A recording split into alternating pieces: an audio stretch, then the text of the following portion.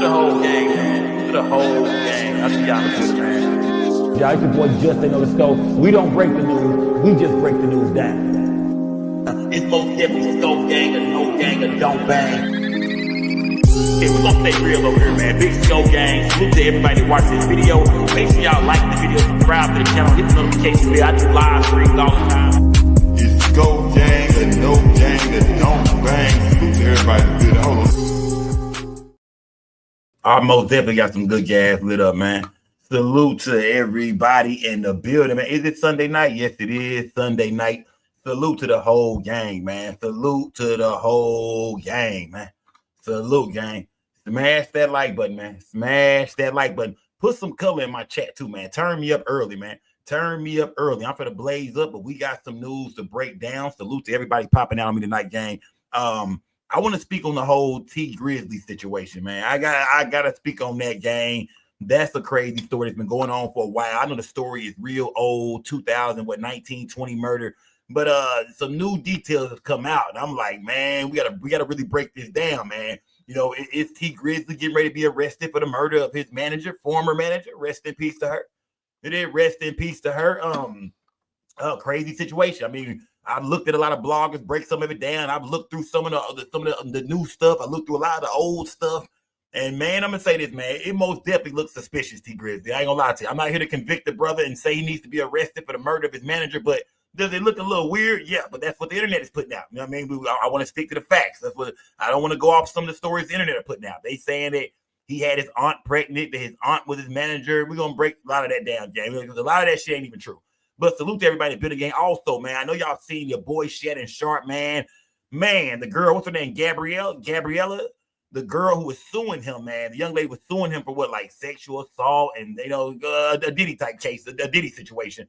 The girl retired on OnlyFans, man. She retired. They say she got a settlement. Now, some people online are saying that it was thrown out without prejudice, that the girl got nothing, that Shannon Sharp is going back to first take. That, you know what I mean? That some people are saying that she won. She got a settlement under the table. I don't know, gang. I'm be honest with you. I don't know if Shannon Sharp took a L or a W. I mean, I don't know. I guess either way, for this shit to be out the way, for him to go back to work, allegedly, supposedly going back to work, that would be a W. But if he had to come off 10, 15, 20 million to this young chick, man, she say he was going in her booty without permission. That's what she said. Remember, that's what she was saying. She said Shannon Sharp was a whole different nigga outside of them sports shows and his podcast and his club Shay Shay. She said nigga's an animal. We don't know if that's true or not. Yeah, I don't know. But if the young lady did get her paper, man, she retired from OnlyFans, so it's looking like she got something. But we'll get all that clear, man. Salute, I'm going to listen to the chat on that. I'm going to the chat for a lot of shit tonight, gang. It is salute to my chat. Y'all be sending me stories. Y'all be breaking shit down. I'm going to my chat for a lot of things tonight. We breaking shit down together tonight. So we're going to speak on T Grizzly, Shannon Sharp, and also Clarissa Shields and Laila Ali. I wonder if Laila Ali gonna fight, man. We got a lot of other stories to cover, but I gotta stop there real quick too. We got a couple of things to go over, but will Laila Ali fight? And if she do, who y'all got, man? Because Clarissa Shields found the 15 million. You did, oh yeah. Yeah, but we don't talk about women's sports enough over here. So I think this is something big. I hope it happens. I mean, I guess it'd be good for the sport, good for entertainment, good for a night of, you know, smoking some good gas and eating some popcorn and gathering around with friends. But will it be a good fight? Smash that like button. Salute to everybody in the building, rocking with your boy, man. It's Big Scope gang and no gang and don't bang. Remember this, gang. We don't break the news. We just break the news down. Salute to everybody rocking with y'all. Put some color in my chat, man. Smash that like button. Donate to the platform, gang. Show me that love. Donate to the platform. Welcome back, Scope. It's Sunday. We back. And let's get ready to turn up, gang. Salute to everybody in the building, gang. Smash the like button.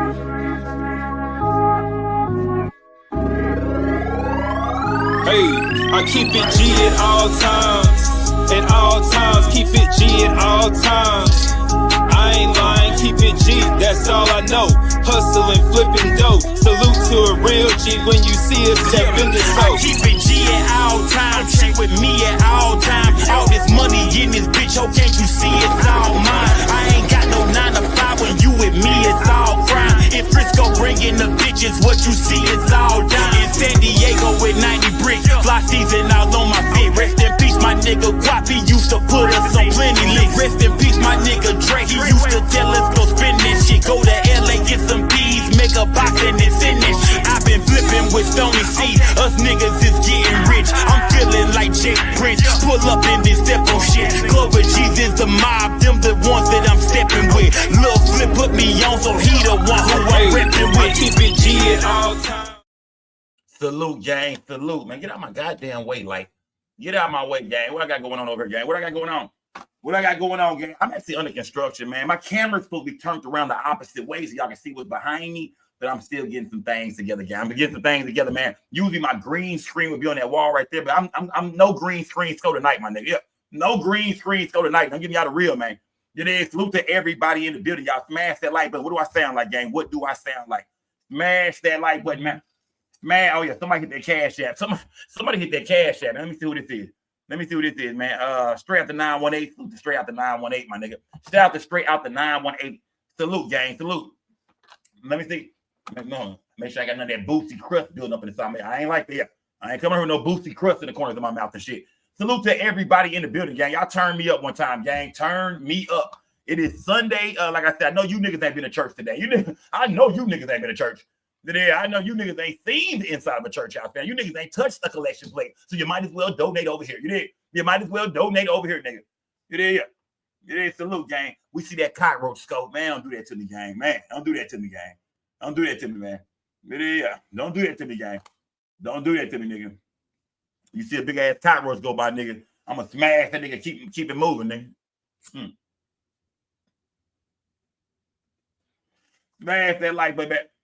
Salute to everybody in the building, man. What we got going on? What we got going tonight, man? I'm just looking at my chat real quick. Just looking at my chat. I'm just looking at my chat. Man, I'm just looking at the chat. Yeah. You know what I mean? I'm just looking at the chat.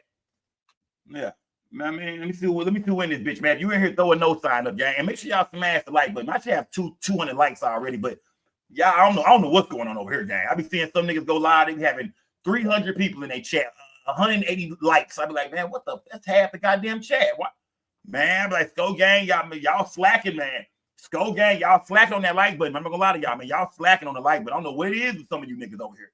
Some of you chicks over here. I don't know what's going on with you, but your ass after you allergic to that like button. Man, look, drop an elbow on that bitch, man. Drop an elbow on that thumbs up and quit playing with me, gang. Y'all know I got some super duper, you know what I mean, gas over here. Y'all know I got some super gas, so I'm ready to go, gang. I got to go to my Instagram first, man. Salute to everybody in the building, gang. Let me go to my Instagram first because we got a few smaller stories to break down, but they got to be broke down, gang. We got to break them down. We got to break them down. Let me share my screen with y'all, man. Hold on. Let me see something. Hold on, gang. Hold on. Here we go. They give me a goddamn mouse pad over here, gang. I don't got no mouse. What the hell did I just kill?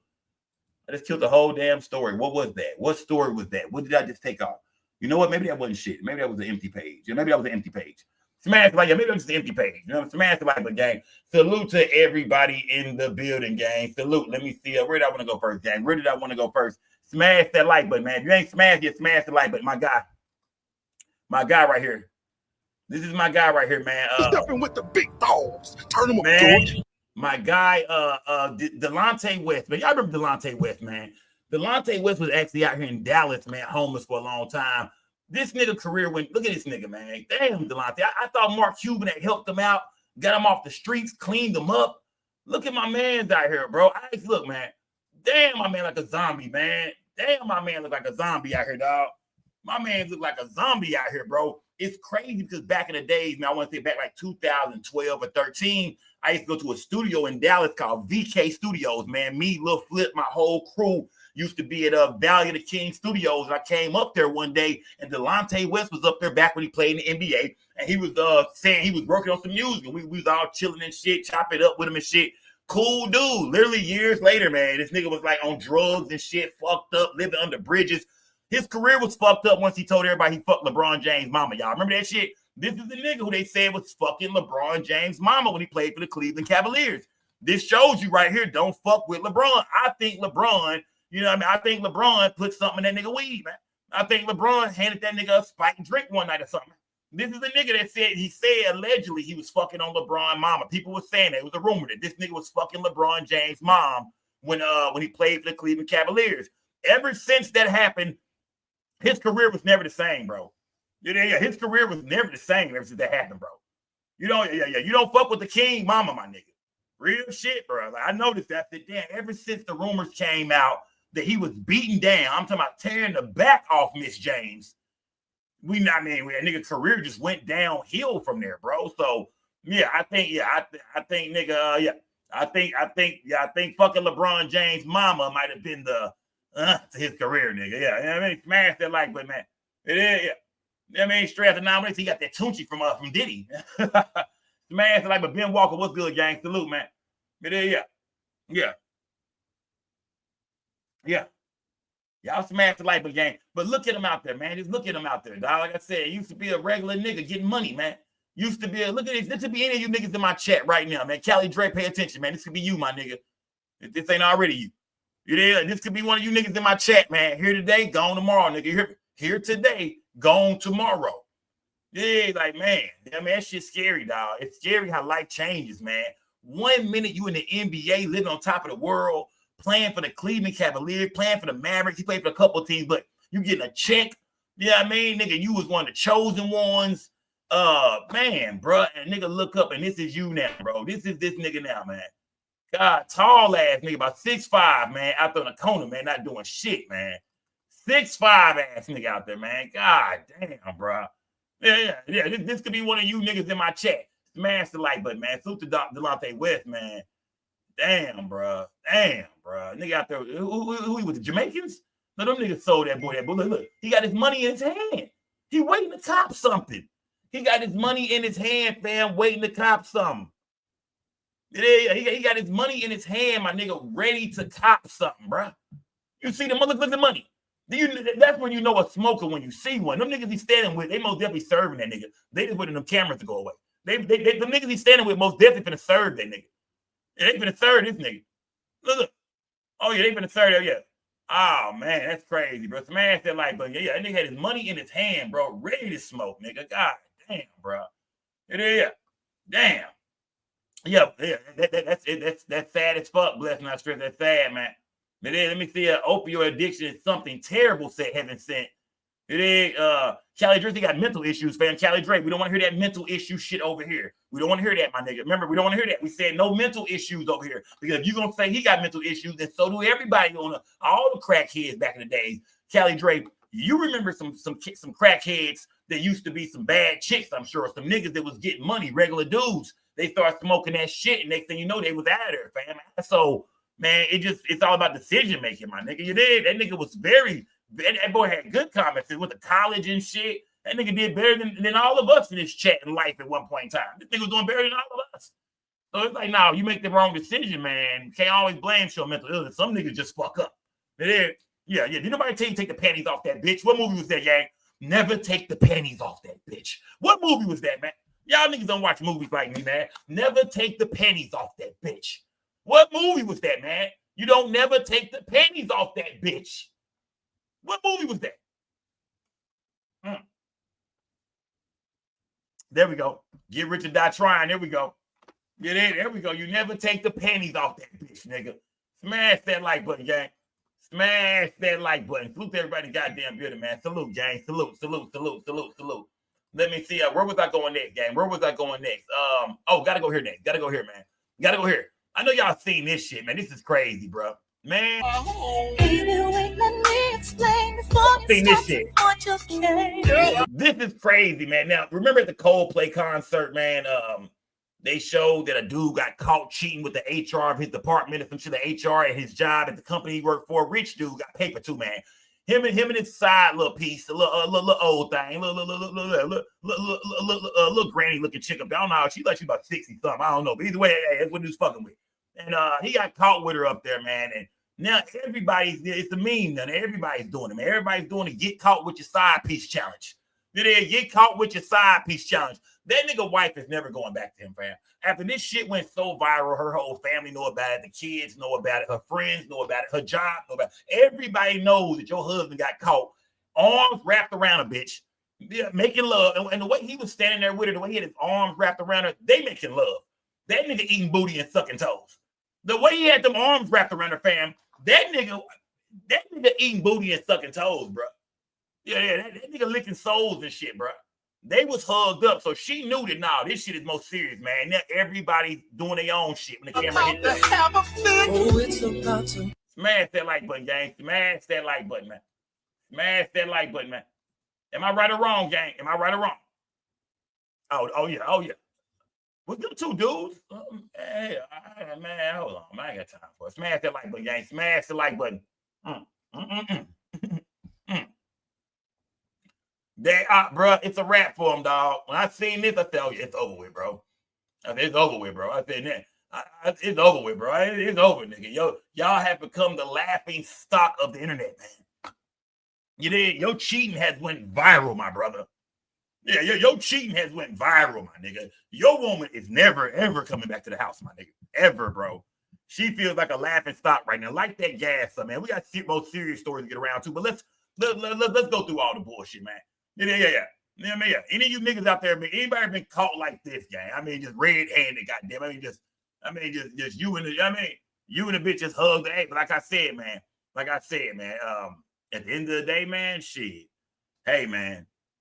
If they would have never moved around or jumped around like that or showed signs that they wasn't supposed to be doing what they was doing, this shit would have never went viral. If that camera would have hit him and he would have stayed still with the bitch, kept his arm wrapped around and look, how you doing? Wave the camera, we would have never knew about it. But because they got so goddamn scared and showed everybody that they was sneaking and geeking, they're creeping around, doing the creep. That's some old school shit to say creep. I just say creep. They was creeping. What type of 1991 shit is that? Anyway, yeah. I mean, they was creeping like a motherfucker, fam. And yeah, when you panic, you're gonna lose every time, man. So fellas, don't panic. Smash the like, I take that back. Smash that like button, man. Smash that like button, man. You know what I mean? Smash that like button. Where do I want to go next, man? Where was I going? I gotta go here next, man. Tell me this, gang. What do y'all think about this, man? It says police officer breaks unarmed man's window, punches him, and slams him on his face after pulling him over. They say this dude was supposed to have had his lights on or some shit like that. It's daytime. And it was rain, I guess, a little earlier, but it's not anymore. But it's daytime. They say he was supposed to have his lights on. Now, I'm not saying that's not true. I don't know. I don't know. But they saying he was supposed to have they pulled this nigga over in the daytime for not having his lights on. And then when he got the car, he had to speak to a supervisor. You know what they did. You know what these white boys did. They bust his window out. But watch how they spill off on him. That's the craziest part about it. They're going to bust his window out and just spill off on him. Man. Now, this right here is police brutality. This is that shit that they was talking about. It was when Trump was saying he wanted to give all officers immunity and shit. Like, nah, nigga. This is the shit we talking about right here, gang. This is why I know officers need immunity. This shit was going a little bit too far. It wasn't no George Floyd shit, but it could have went there. Y'all smashed the like button. He walked up, opened my door because my window don't work, right? Okay. And then I said, so what I did wrong? Yeah. He said, well, for one, your headlights are off under this weather. I'm like, okay. There's multiple people headlights off, first of all. And then there's no rain. It doesn't matter. You're still required to have headlights on. Can you pull that law up? Huh? Can you pull that law up? Yeah, when you step out of the car, I will. Can you call your supervisor? Huh? Can you call your supervisor? All right, go for it. Exit the vehicle now. Exit the vehicle. Show me your hands. Here. That's fucked up, man. That's fucked up. I'm here. What is your reason, sir? What is your reason? Step out now. All right. No, don't. Get on the ground. Damn. I didn't even see the second punch. When he pulled me over. Bro. Who's that stand behind your back? Bro, I didn't even see the second punch, bro. What's wrong with you? Bro, I did not see the second punch, man. That's fucked up, dog. Ain't no talking now, man. Ain't no talking. Fucking stupid shit, bro. I was doing it, bro. What's going on? He better bro? do, man. That's what's going on. No, bro. Yes, bro. Yes. Life center in here too. That's fucked. You gonna throw my phone like that, bro? Yeah, I'm gonna take it off now, man. Bro. Yeah. And I'm just Oh, yeah, that's fucked up, man. That's how it works. Too late. It ain't no too late. When they asked you to step out of the vehicle, you should have done that shit. So your partner didn't even ask marijuana in his right pocket. Do y'all think this brother will be able to sue the police department, man? Because that shit don't always work, gang. I know everybody say, I'm suing. It's payday time, man. So why close the door if you see him pull up? Because, man, what you mean? He talking about what y'all think, Chad? Is this a payday? Don't go resisting, idiot. Should he sue? Nothing wrong, sir. Can you back me up to the car so I can lean up? When he pulled me over, he walked up, opened my door because my window don't work, right? That's crazy, man. And then I said, so what I did wrong? Where is he this said, I need to find out. Well, for one, your headlights are off under this weather. I'm like, okay. There's multiple people headlights off, first of all. And then there's no rain. No, it doesn't matter. There's no rain. You're still required to have headlights on. What? Can you pull that law up?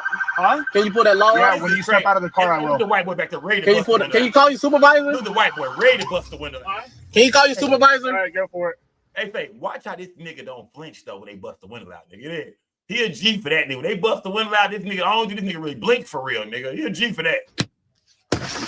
Oh no, he blinked. Exit the vehicle now. He kept Exit the vehicle. Oh damn, that's fucked up. Show me your hands. Here. That's fucked up. You did that. Is it best just to step out the car for these hoes, man? Tell me that. You can't tell me that, gang. If you being pulled over for some shit that, you know, some bullshit, man. You know what I mean? Hey, man, your left light was out. You're like, well, I don't know what happened. I mean, it's on there. I'm not like, well, hey, back there it wasn't, man. Or you didn't come to a complete stop at the stop sign. You did like kind of a roll through, man. Do you get out the car and just let them hoes just go ahead and run your name, give them your license and shit like that, rumble through your goddamn whip, find your goddamn weed, you know what I mean? Or what do you do, man? You know what I mean? It seems like when you fight these hoes, man, you have no win, man. You did. Some niggas die trying to fight these hoes. Some niggas get fucked up trying to fight these hoes. Some niggas get more charges put on them trying to fight these hoes. So you gotta ask yourself, man, is it worth it, bro? Is it worth it, man? Stay ready to give me my money, man. Sean, I'm trying to figure out. I don't know where this happened at, bro. I'm trying to figure it out. Yeah. Trayvon said, Sko ain't got no license. You a motherfucking fool, nigga. I got a license, nigga. When I first came on YouTube, no license, Sko. I've been having a license for 2 years, nigga. And guess what? They ain't pulled me over to look at that bitch not one time. Nigga, you hear me? A law ain't never even touched my license, nigga. Yeah. You know what I mean? Ain't even looked at it not one motherfucking time, IG. So yeah, I'm good, my nigga. I got a license. I don't get pulled over like you niggas. Let me knock on some motherfucking wood or something, man. Let me knock on some shit, nigga. Let me knock on some, I'm old school. Let me knock on some shit.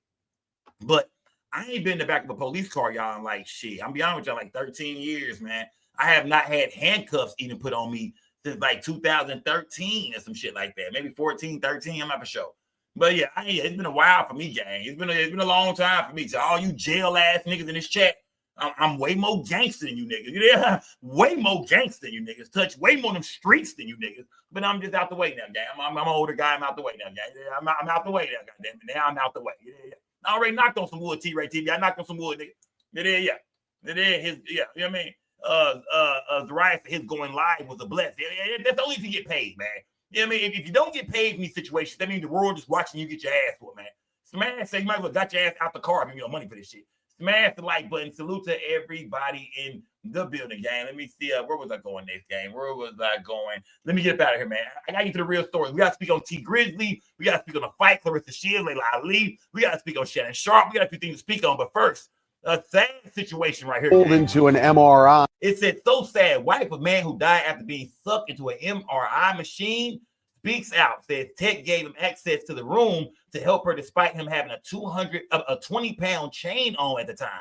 I'm still trying to wrap my head around the whole thing. He waved goodbye to me. So her husband got sucked into an MRI machine and due to a big heavy chain being around his neck. And I guess while the nigga was dying, he was waving goodbye to her. They say it was nothing they could do to save this brother, man. This shit was viral. I've seen this story everywhere, man. A lot of y'all sent me this story right here, man. This shit is sad, man. Rest in peace. This brother died at 61 years old in front of his wife. He's trying to help her after she went to the doctor. Smash that like button. Salute to everybody in the building, gang. Sad story, man. By his necklace has died. Sad We've learned, story, and tonight his wife is grieving his loss after she says she watched him get sucked into that machine. News 12 Cecilia Dowd has the story. I saw the machine snatch him around and stand pulling into the machine. He died. He went limp in my arms. Adrienne Jones McAllister says her husband, Keith McAllister, died after he was sucked into an MRI machine at Nassau Open MRI in Westbury. I'm not able to sleep. I'm barely eating. I just can't believe.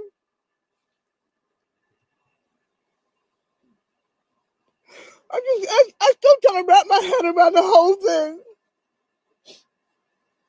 He waved goodbye to me. I know some of y'all saying. And then his whole body went limp. Some of y'all say, well, why do you have this big ass chain? I think it's like a workout chain or something, man. From what I know, it's like a big chain with a lock around it. And I guess OG was 61 years old. He was still working out and shit. I mean, I'm guessing that's what it was for. Do niggas wear chains like that around? They say the chain was 20 pounds down. I done had a neck full of chains on, but never 20 motherfucking pounds. You hear me? So I'm guessing it was some kind of workout chain. And he still had it on. Maybe he was working out with it. Maybe he was going to take it off later on, but he went to go help his wife because he didn't go in the room with her, but they needed his help to get her up, you know what I mean, after her MRI was done. And when he came there to help her up, that's when he was sucked into the goddamn machine. God damn it, OG. Look, with the Nino Brown hat on too, gang. With the Nino Brown joint on, bro. God damn, OG. God damn, man. God damn. At first, I couldn't believe this was his wife, though, at first. I'm not going to lie to y'all. I thought this was his mom when I first seen this shit. But it turned out this is his wife. Smashed the light button, gang. Adrian said after she'd had an MRI on her knee Wednesday, she needed help getting up. She said she asked the technician to get her husband. And I yelled out Keith's name. Keith, come help me up. Come help me up. She said the technician went to get her husband and brought him into the room, despite the fact that Keith was wearing a 20-pound chain around his neck with a large lock that he used for weight training. They was standing there laughing and joking before he even came to the table. When Keith got closer to Adrian to help her up, she said the unthinkable happened. At that instant, the machine switched him around, pulled him in, and he hit the MRI. Adrian says she and the tech tried to pry Keith off the machine, but it was impossible. I was like, could you turn up the machine, call 911, do something, turn this damn thing off? Adrian said that this was not the first time she and Keith had been to Nassau Open MRI, and she said he'd worn the big chain here before. It's not the first time that guy has seen that chain. They had a conversation about it before. Oh, that's a big chain. Adrian said Keith, a hardworking man who always gave his all, suffered several heart attacks following the incident. Hold on. I mean, the thing about it, I mean, is this a lawsuit? Talk to me in the chat, gang. Is this a lawsuit for this woman? Because, you know, the big ass chain, she said the doctors had already seen him with that big chain on before. And if they knew how this MRI machine worked, they should have known that nobody with a chain on that size or anything like that, any metal like that around their neck, anything that heavy should have been nowhere near that machine. So, I mean, is this a lawsuit or do they got to blame him for wearing a chain? They say the doctors had already seen him with the chain before. They spoke about the chain before. Can she file a lawsuit or is it just like, hey, man, OG fucked up, man. It was just an accident. But, you know, when accidents happen in places like hospitals and shit like that, that's usually called, you know what I mean? That's usually called payday.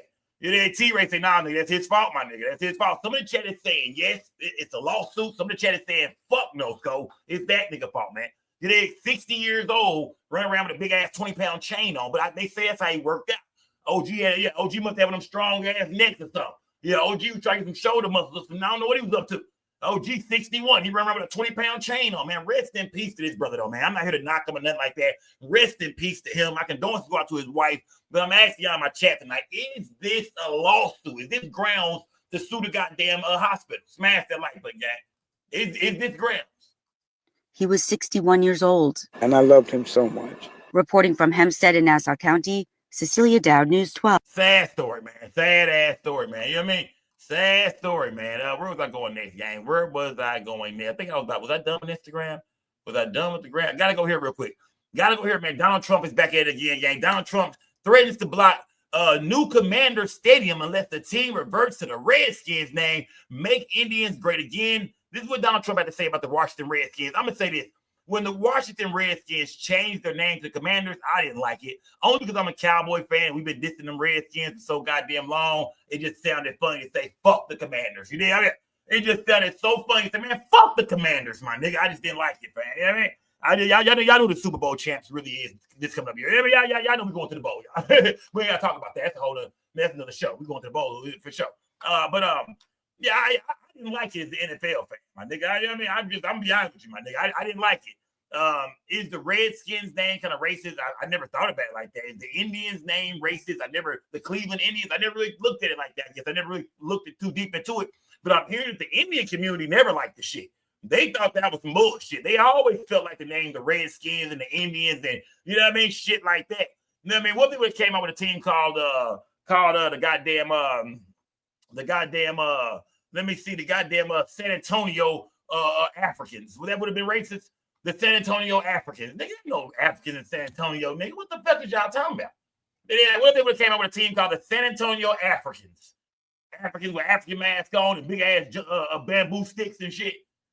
Well, would we have said that was racist, black people? We were like, man, that's racist, man. The guy, what do y'all mean? The Tulsa goddamn Africans. Man, hell no. How do y'all feel about that, gang? It is. How do y'all feel about that, man? Is this some racist shit from Donald Trump for saying, you know, he basically telling the Commanders, nigga, change your name back to the Redskins or else.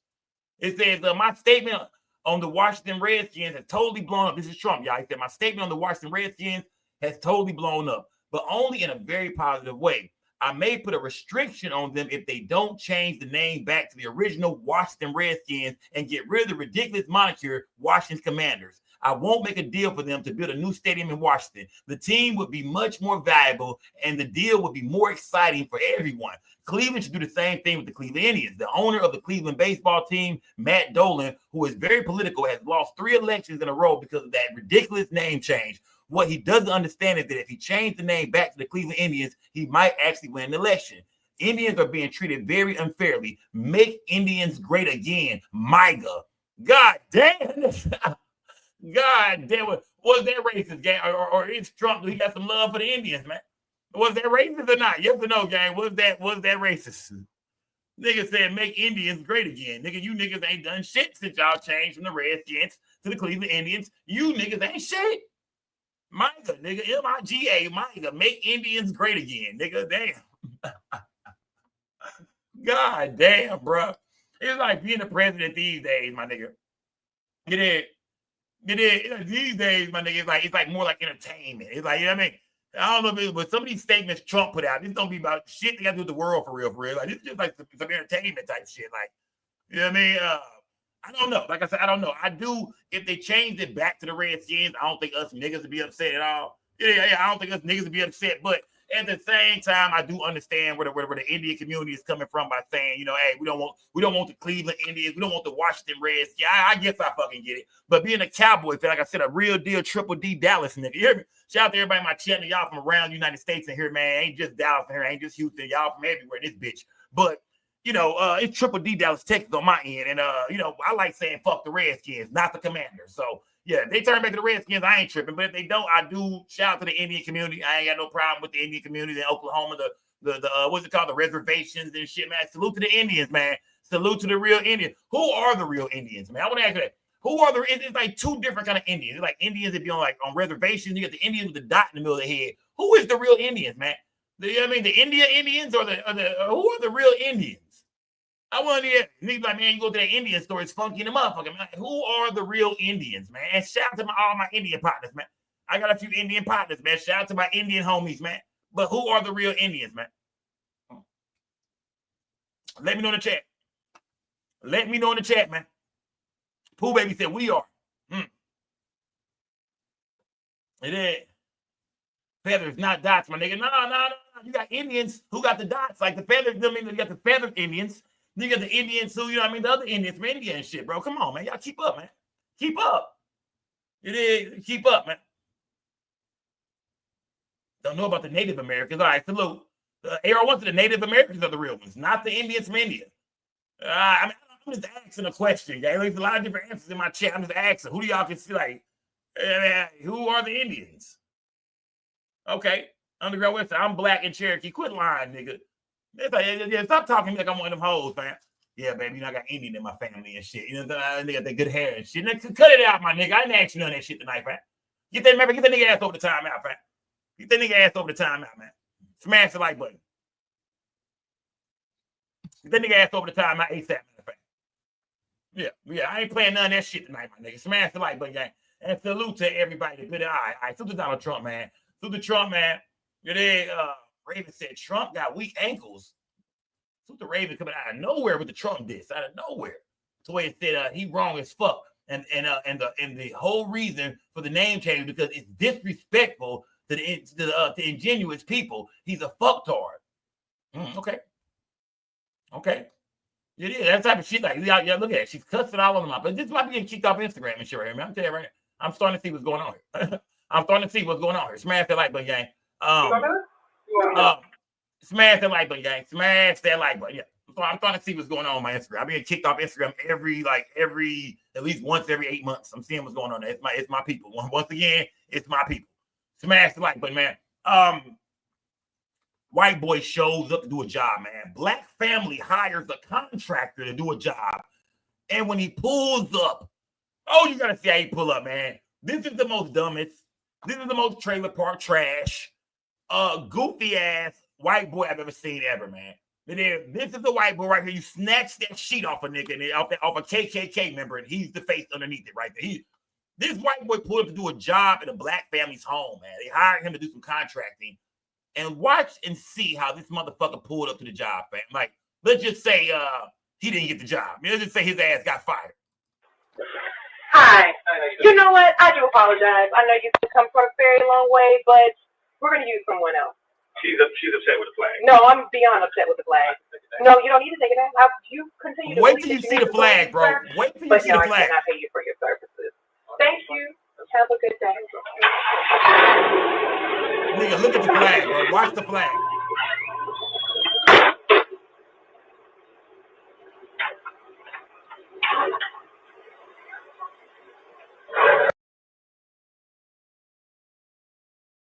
You gotta be fucking joking me, bro. You gotta be shitting me, white boy.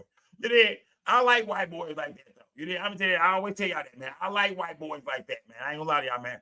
That's the white boy right there. He let you know off the rip who jaw. You know what I mean? Which jaw? No, he let you know off the rip, man. Which jaw is on the line? I mean, who to spill off on? I mean, pulled off with a big ass, racist ass Confederate flag in the back of the truck. Like, white boy, get your motherfucking ass on. But I like them kind of white boy. I like them rednecks, man. You there? I like them rednecks. I don't like them closet racists. Let me know how you feel, goddammit. So we get it on, we get it on. Remember? When it's time to knock something out, we know exactly who we looking for, man. When it's time to bust out some windows, do some dirty night, thanks for pointing you. Thank you, my nigga, for putting this flag on your shit, bro. I needed this. I need to know, you know what I mean? I need to know who you are. Smash the like button, gang. Yeah. Nigga, they expect to get a fucking job. Pull up to a black family's home with this big ass Confederate flag on the back of his car. There's got to be in Mississippi some goddamn word, man. There's got to be in Mississippi, Alabama. There's got to be Alabama, Mississippi, man. Arkansas, the backwoods of Arkansas. The nice community of Arkansas somewhere. Man, that's a damn shame, man. Smash the like button, gang. Smash the like button. Fellas. You out here looking stupid. Why are you tripping? Oh my God. You really out here mad like that, messing up your own car? How are you mad at me because you got caught messing with a dude? I wasn't messing with no dude, bro. Yes, you. Well, think about this, fella. Now, I think this is a skit for sure. I'll be seeing this dude somewhere. But it says, I had a girl's number saved as a dude name so I wouldn't get caught cheating. And she trying to flip it on me. So, ladies, have you ever caught your dude with a nigga name with a female locked under a dude? Like, he might say, this is my partner, Brandon, but really it's a girl named Brandy, but he's saying it's Brandon.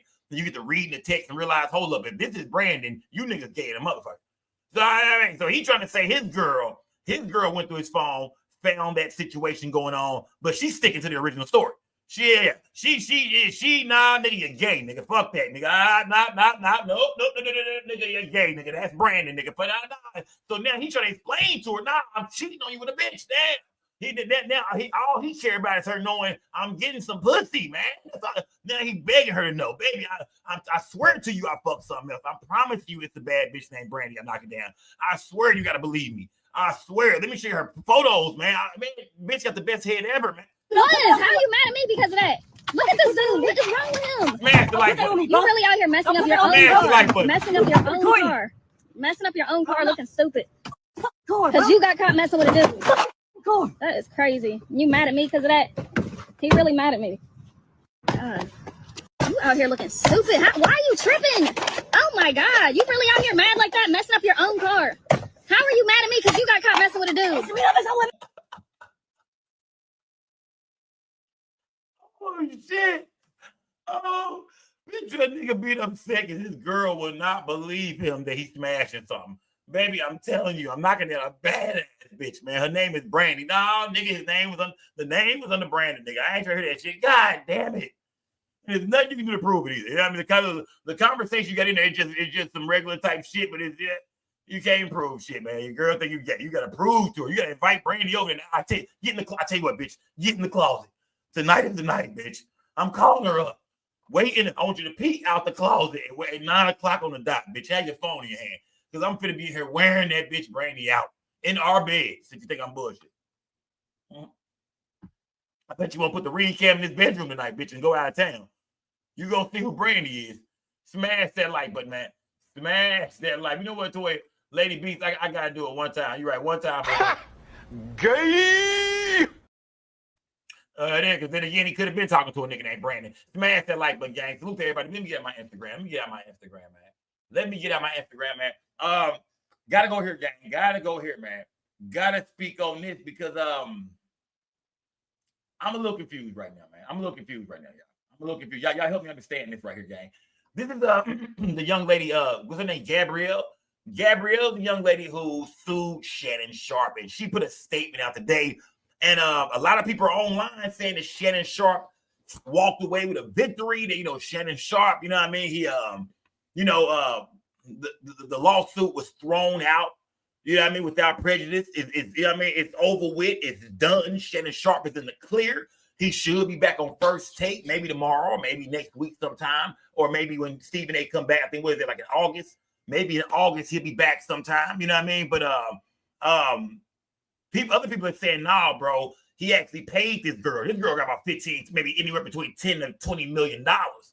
Because today the young lady jumped online and she was real popular and real known from what I know on OnlyFans, right? She was a young lady getting that money, man, busting it wide open, videos, shower videos, probably. I've never seen her shit. I've never seen it. Man, why I start describing shit? I've never seen her videos, gang. Oh yeah, don't believe it. Oh yeah, I don't want to hear y'all, man. I know how my chat is, gang. I've never seen her page before. All right, man, I've never ever. I can't even tell what she really. All right, now I'm explaining too much. All right. Anyway, moving on, gang. Moving on. Yeah, I've never seen none of her shit. But either way, man, they say she was doing her thing on OnlyFans. Yeah, they say she was doing her thing on OnlyFans. They say she was, getting a lot of paper out there. That's where I believe maybe she met Shannon Sharp. It was on that OnlyFans. Shannon Sharp, that type of nigga surfing OnlyFans late night and shit, jumping in bitches' inboxes and shit, throwing around a couple dollars and shit. You know what I mean? Throwing around a few dollars. So, she said her and Shannon Sharp was like in some kind of relationship or something like that. It really just like they was kicking it for a long time. Remember, they met at the gym and he was harassing her. She didn't want nothing to do with this nigga. That's how we knew she was lying right there. It is. She didn't want nothing to do with this nigga. She didn't know who he was, never heard of him. He kept inviting her to his crib, trying to get her. And then finally, she said, okay, I'll go to your house. No date, no going out to eat, no, none of that shit. Straight to the crib. Finally, she comes to the crib, you know what I mean? And they got to get nasty, man. I guess he was paying a few bills for the girl, throwing her a few dollars and shit. But it seemed like when it was over with, she came out, you know what I mean, on her Cassie type shit. You know what I mean? Anything that happened to her during this time they was fucking around, she wanted to be compensated for it. You know what I mean? She said he was going in her booty without permission. You know what I mean? Going anal, fucking her, you know what I mean? Dicking her down, not even asking, no rubber on, no nothing. You know what I mean? Just going up, just, you know what I mean? Just going up off in her. I don't know if none of this is true or not, gang. She says he was beating her up. He was physical. He was abusing her. She had all kind of phone calls and recordings and shit. And that's how you know right there that a chick had been waiting to get your motherfucking ass, nigga. It's when she got recordings on you, bro. Anytime a chick come out, she got some recordings. Anybody, they got recordings on you. You should never fuck with them in the first place. They had been planning on snaking your ass for the longest. Yeah, they was a snake in your presence the whole entire time. It is, and you didn't even know it. So for her to have all these recordings and showing this nigga and different this and messages, you can see that once she realized that they wasn't gonna be an item or she couldn't get what she wanted out that nigga, I guess no more, whatever went on, man. However the shit ended, she went straight for plan B, and that was to get this nigga for some motherfucking paper. Like I say, when Cassie got down, I think a lot of women looked up and said, hey, have I been in a relationship with a nigga? Because remember, Diddy and Cassie was in a relationship for 11 years. So now women are saying, oh, all I got to do is go back and say that during this relationship, I was mistreated. And if that nigga got some paper, then it's on. That's it. You didn't remember, if a woman don't have a baby by you or if she's not married to you, then, hey, you know what I mean? Cassie wasn't married. Cassie had no kids with Diddy. So the next best thing is what? I'm going to sue the nigga. So, fellas, either you going to pay child support, alimony, or your ass going to get sued. That's bottom line. If you're a rich nigga out here, it's only going to end 3 ways. Alimony, child support, or your ass getting sued. We walking away with something. They walking away with something. And this chick was kind of like Jane Doe, you know what I mean? Like 50 baby mama. She really didn't have they wasn't really dating like that, but they was hanging out, kicking it, you know what I mean? Shit like that. I don't know if they was ever like in a real serious relationship, or at least if he treated it that way, but it seemed like he was just having his way with her. But today was her day. Today the girl celebrated. Today the girl got online, and it sounds like to me she might have got a little money out of Club Shay Shay over there, because she put out a statement today that said, hey, today I have decided to retire from OnlyFans. Thank you for the incredible support you've shown me over the past few years. This community has given me a life I could have never imagined. I'll still be active on social media and have several new projects in the works that I can't wait to share. I'm truly excited for this next chapter. I love you all forever and ever. That sounds like a bitch that done got a bag. You know? That sounds like a bitch that done got a bag. What do you mean you retired from OnlyFans? What do you mean? Where's the money coming from now? What changed? You know, what changed? All of a sudden, y'all she getting all this paper off OnlyFans. Nah, that girl done got about 15 million, man. She ain't got that paper, man. Yeah, she ain't got that paper, man. That girl, yeah. And look, that's how the story goes, and that's her dream ending, man. To women on OnlyFans, and I'm not here to knock the OnlyFans chicks. You know what I mean? I'm not, you know what I mean? Shout out to the OnlyFans chicks. Shout out to the porn stars, all the nasty girls all over the world. I mean, but that's the dream ending for a chick on OnlyFans, to bump into a rich nigga. You to spend time with him and shit like that. You know what I mean? Some shit go wrong between y'all. When it's over with, you know what I mean? When it's over, oh shit, I got a baby out this nigga, or I got some alimony out this nigga, or I sued the shit out this nigga. I can retire from what I'm doing. I ain't gotta dance no more. I ain't gotta escort no more. I ain't gotta be online no more. I retired off this nigga. That's exactly what she did, man. She retired off that nigga. Now, everybody online is saying, nah, bro. A lot of people online is saying Shannon Sharp did not give her nothing. It was thrown out. And, you know, the boy is back, my nigga. He going to be on ESPN tomorrow. He going to be he going to be on ESPN later on. He going to be back on First Take with Stephen A. Smith. I don't know. And if he settled, I'm not for sure what that means, man. You know what I mean? Do y'all think yes or no in this chat we'll ever see Shannon Sharp back on First Take? Do y'all think Shannon Sharp will return? Because these days, man, the game is so fucked up, man. I mean, come on now. The game is so fucked up, man. I mean, the world is so fucked up. Back in the day, some of the shit these celebrities do, they would have never gotten away. We would never see their ass on TV, hear them on the radio ever again. Nowadays, man, you can do all kind of wild shit and just bounce back. I think Diddy will be back on stage one day. I think one day the world will be screaming Diddy's name and cheering for that nigga one day. No Diddy. No Diddy. A lot of people in the chat are saying no. They don't think that that Shannon Sharp will ever return to First Take. They don't think ESPN ain't gonna fuck with him. I mean, you better stay on Night Chat with Ocho Cinco and Shay Shay, which that's enough money for him. I ain't gonna say enough money. I know ESPN that's you know what I mean, it's bread and butter talking them sports. You know what I mean, going over everything. But hey, at the end of the day, at least he still got some shit to fall back on. The boy got, you know what I mean, different sponsorships and one of the biggest YouTube platform, one of the biggest podcasts there is. And, you know, him and Ocho at nighttime with Nightcap, they making good money over there. So if he don't go back to ESPN, at least he ain't just assed out. At least he still got, at least he's famous to a motherfucker. He can still get other jobs. Who knows? Maybe Fox will take him back. I don't know. These days, just being well known is just kind of good for any brand. Not saying that they want people who've been accused of things that Shannon Sharp was accused of, but I don't know. It seems like these days, man, it really don't fucking matter. Don't forget, y'all, you see Snoop Dogg on all these shows and doing all this friendly shit. Snoop Dogg got a cartoon show and all kind of shit like that. Snoop Dogg got all kind of friendly kid shit going on. And that nigga was once on trial for murder, nigga. That nigga was on trial for murder, nigga. Murder was the case. So, I mean, anybody can bounce back, man, with the right people around, the right team, the right moves. Anybody can bounce back from allegations or this and that. Especially today, man. Especially today. So don't forget that, man. Anybody can bounce back. Smash that like button, man. Yeah, smash that like button, man. Yeah, Underground West says Shannon gonna get a bad regardless. I believe that, man. I really do believe that. Y'all smash that like button, man. And like I said, to the Shannon Sharp, man. What niggas gotta learn is that, bro, you gotta start putting blindfolds on these chicks, man. I'm telling y'all, that's the new wave, gang. If you a rich nigga and you famous, man, and you wanna knock something new down, man, you gotta learn how to put a blindfold on these chicks, man. They're gonna start having you know what I mean, having a little assistant, bring the girl to the room before she enters, give me that phone, put this blindfold on, and go in here and you know what I mean, and listen to the voice. So you gotta have a phone, a little AI phone, it's telling her what to do and shit like that. Take off your drawers, bitch. You know what I mean? You gotta have, you know what I mean? Yeah, you know what I mean? Yeah. Come back. It's the only way. It's the only way this shit's gonna work. A female, they can't know it was you. These days, if they know it's you, nigga, it's over with, nigga.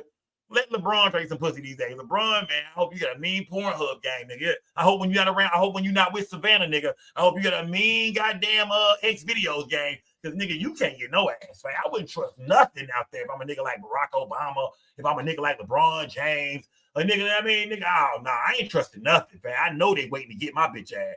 Oh, yeah, they waiting to get my bitch ass, man.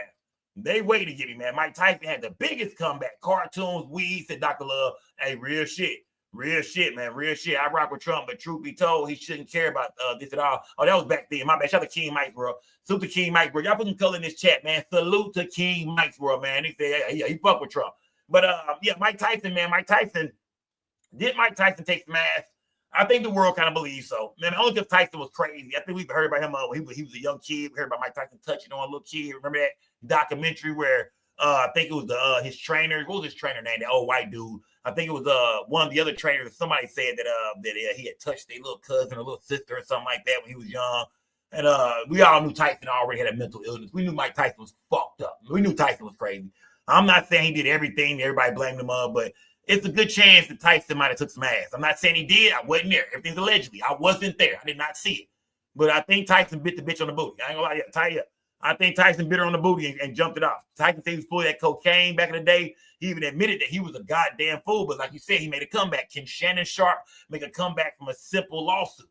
But yeah, some nigga, but it ain't take Tyson no time. I'm gonna say this. When you're known as the bad guy already, nobody gives a fuck when you do something bad. You ever know when 50 Cent got accused of rape from his baby mama, 50 Cent, Diddy's little sex slave, when his baby mama accused him of rape, when his other baby mama accused him of throwing a cocktail in the house with her and his son, nobody gave a shit at all, bro. Like, nobody gave two fucks at all. So that's how people look at Mike Tyson. When you're known to be the bad guy already, you already fucked up in the head, you crazy, don't give a shit, say, do whatever. When you do shit, nobody cares. They like, oh, we don't, that nigga shit. What else is new? So think about it. 50 Cent, nigga, that nigga got accused of trying to kill his own damn son and baby mama. Nobody cared. The girl came and said he took ass from her too. He did this, he did that. Physical abuse. Shit, nobody cares. Yeah, 50 Cent getting more money, more shows and shit, man. This man feel like a Tyson killing the weed gang. Shout out to Tyson, man. Shout out to Tyson, man. I buy them Tyson raps all the time. I ain't gonna lie to you, I'm a big fan of Tyson raps. Them bitches burn slow, man. Them bitches burn slow. All right, salute, gang. Shout out to Shannon Sharp, man. Who is Shannon Sharp, man? Speaking of sports, man, let's keep it moving, guys. Let's keep it moving. Speaking of sports right now, I want to take y'all to the sports world real quick, man. I got to ask y'all about this. Gang. If this happens, man, who y'all got, gang? If this happens, man, who do y'all got if this happens? We see, of course, shout out to my nigga Pat Poose, man. Look at Pat Poose, man. That nigga Pat Poose ain't no joke, is he, my nigga? That nigga Poose made that jump. He got away, man. Shout out to Pat Poose, my nigga. Yeah, W's for Pat Poose, man. I know some of y'all might rock with Remy, but fuck all that. W's for Pat Poose in the chat, my nigga. W's for Pat Poose sitting at the round table, nigga, talking millions. Pat Poose is gonna be the next big boxing promoter. Watch, nigga. Pat Poose gonna get his feet wet in the boxing promoting game. He got the right chick with him. He got the hardest chick in the game with him. Yeah, I love the move Pat Poose made, man. City boys up, my nigga. City boys up, my nigga. I love the move Pat Poose made, man. Yeah, shake you up, man. It's salute to Remy, my. I mean, I fuck with Rem, but W's in the chat to Pat Poose, my nigga. Looking like a boss now, man. I mean, we're a boss supposed to be sitting, nigga, with $1 million bitch at that table, man. You done held that other broad down while she was in prison the whole time, and all that she just clown you, nigga, clowned you online. Start dating a broke battle rapper, nigga. Damn, man. Damn, bro. It is. Like I said, I ain't got a nigga's rim. Shout out to Easy to Block Cat. I ain't gonna call that nigga broke. I ain't gonna pocket watch him. I don't know what he got. I'm gonna take that back. I don't know what you got, my nigga. But yeah, shout out to him, shout out to her. But I think Pat Poose came out with the W. I think W's for Pat Poose.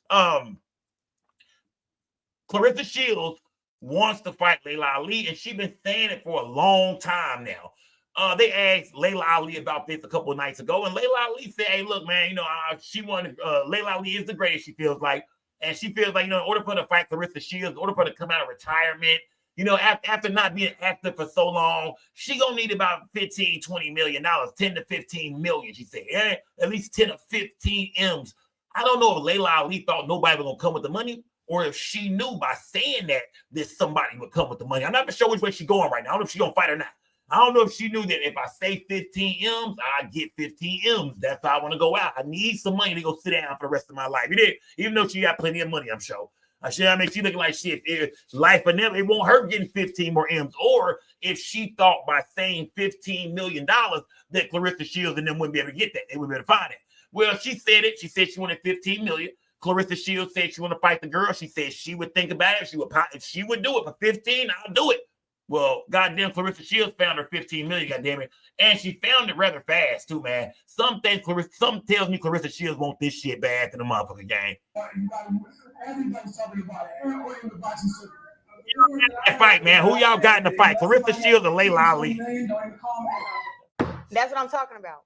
That's what we like. Laila, I'm here with my team. I got great news for you. We got the 15 million. Let's make a fight between me and you. The best versus the best. The great versus the great. The GOAT versus Muhammad Ali's daughter, Laila Ali. Let's make it happen. Mark, what else do we got? Look, we have the two most prominent venues in this country, Cowboy Stadium, T-Mobile Arena, ready to go. They're extremely interested. We just have to finalize deals and dates with them. Yeah. Most importantly, though. Oh, let's go Dallas. Let's go Dallas.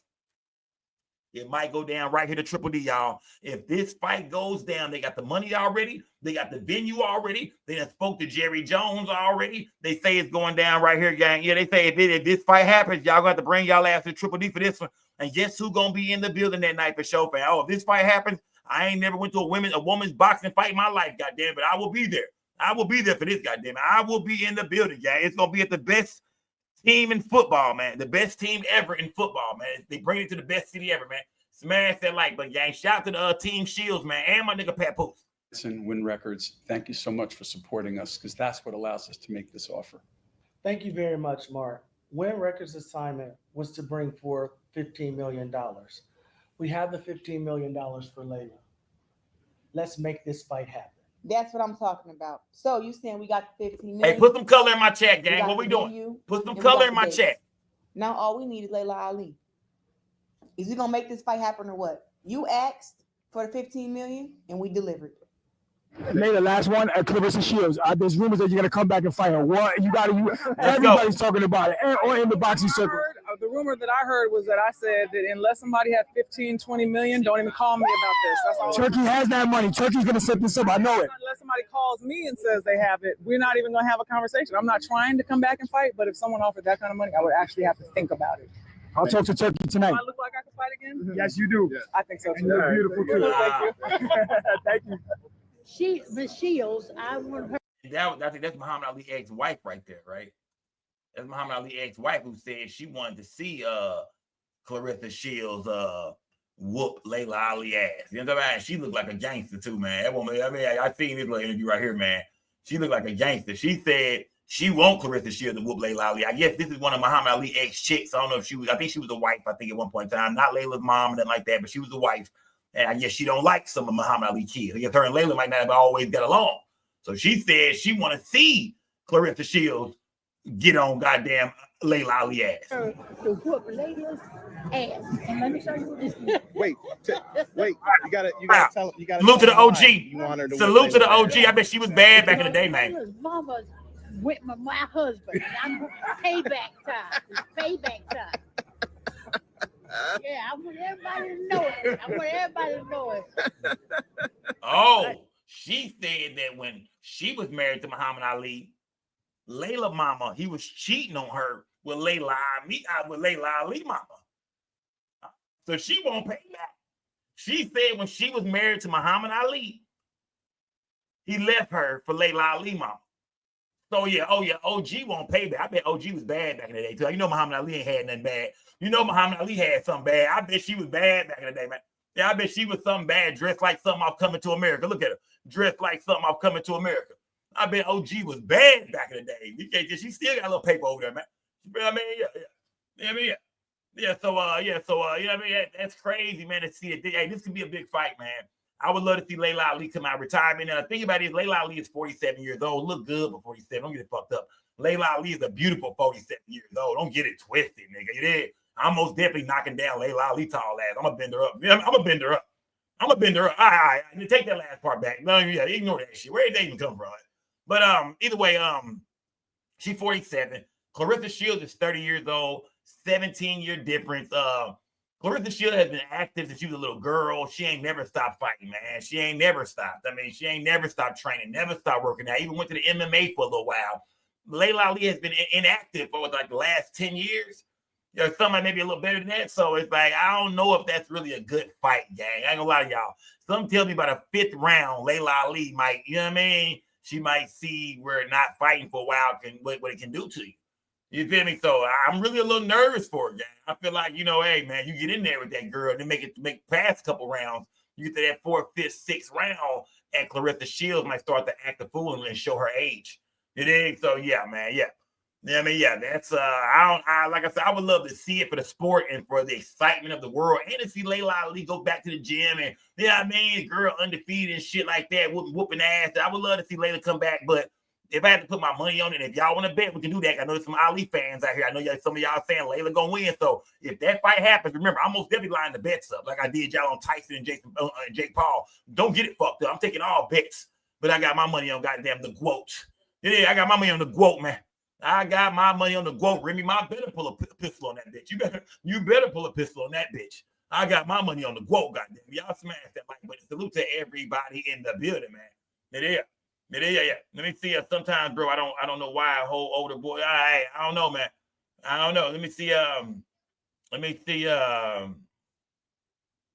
Go watch Shields fight that last trash. Can see beat. Against Soul Gumbo. She fought a pretty tall chick, man. I mean, she knocked her ass. I mean, put them hands on her. Been retired since 2010. Oh, she probably having 15 years. Okay, yeah, she been. And I ain't saying the girl still don't work out and shit like that. I ain't saying that she still don't know, maybe go around a few boxing rings, but man, is she ready for this smoke right here? I don't know, gang. It is like that's some smoke right there, my guy. Yeah, that's some real deal smoke right there, man. This girl is dangerous. I think Clarissa Shields is the greatest female boxer of all time, if you ask me, gang. Now, I know Laila Ali is up there, probably number 2 in my book, but I think Clarissa Shields, man, she whooped anything you put in front of her, man. The girl went MMA for a while, took it to the mat for a minute, man. Won over there. It's like I'm not saying that because she on top right now. You know what I mean? The girl is she crazy, man. The girl got some hands. Them lethal weapons, man. Them hands are registered. She better knock one of you niggas in this chat the fuck out.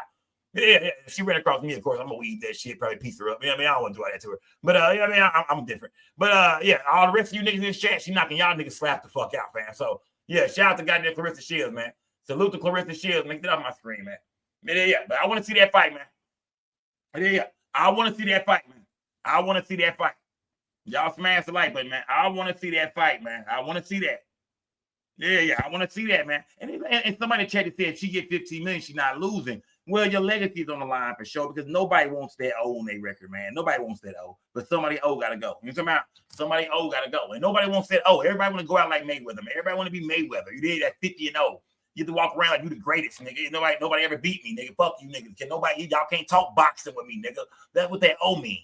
So, I mean, even though it's late, I mean, I know Laila, I'll take 15 million too, man. I seen where K. Michelle came out and said, hell, I'll fight her for 15 million. K. Michelle said she'll get in the ring and fight. And she knows she don't get her ass whooped. She knows she don't stand a chance. But she said, for 15 M's, I'll get my ass beat up for a round. Hell, beat the brakes off me for 15 M's. Yeah. Smash that like button, gang. Smash the like button, man. Her coming back is like Jordan going to the Wizards. Exactly. Y'all see what I'm saying now? That's why y'all don't want to bet with me. Stay away from that bet right there. Y'all ain't going to say that bet. Yeah, y'all bet with me, man. Bet with me. Smash that like button. Salute everybody. Let's get around some more stories real quick, man. Who's seen where Rick Ross, man, what was that about like some months ago, man? Rick Ross was on the 85 South show with DC Young, Fly, and them cats, and you know, what's the other cat? Carlos Miller. He got up and walked out, man. He told them niggas he had to go to the bathroom during the 85 South show. They sitting there with him. I think it's Chico Bean, Carlos Miller, DC Young Fly. They done invited Rick Ross on the show and shit. They excited. Rick Ross tell him he got to use the bathroom and ended up dipping off, going somewhere else. Just left the show.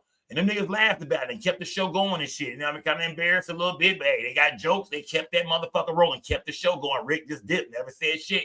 Well, DC Young Fly came out on a podcast and said how basically how he felt about the whole shit, man. Basically was saying, you know, it's kind of fucked up, you know, how that nigga did us, fam. You know what I mean? It's kind of fucked up how he just jumped up and left. Let me see, maybe I want to find that clip real quick, gang. I want to find that clip of that podcast they did, man. That, you know what I mean? That podcast they did where they kind of spoke on that shit, man. Let me see. I want to find that shit, man. Let me see. Let me see. Hold on, gang. Hold on. I'm hitting my light and shit. Hold on, gang. Hold on. Hold on, gang. Let me see something real quick. Let me see. Where was that podcast at, man? Where was that shit at, man? Let me see. Hold on, gang. Let me see. 1 second, gang. 1 second. I can't really find that clip, man. Let me see. There's a clip right there. Yeah, I don't know if that's a clip or not. I can't really find a clip of them niggas talking about it on the podcast. Because they went on somebody's podcast and they kind of broke down how they kind of felt about the shit, man.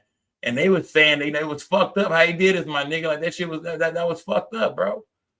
You know what I mean? Let me see. Hold on, gang. Hold on.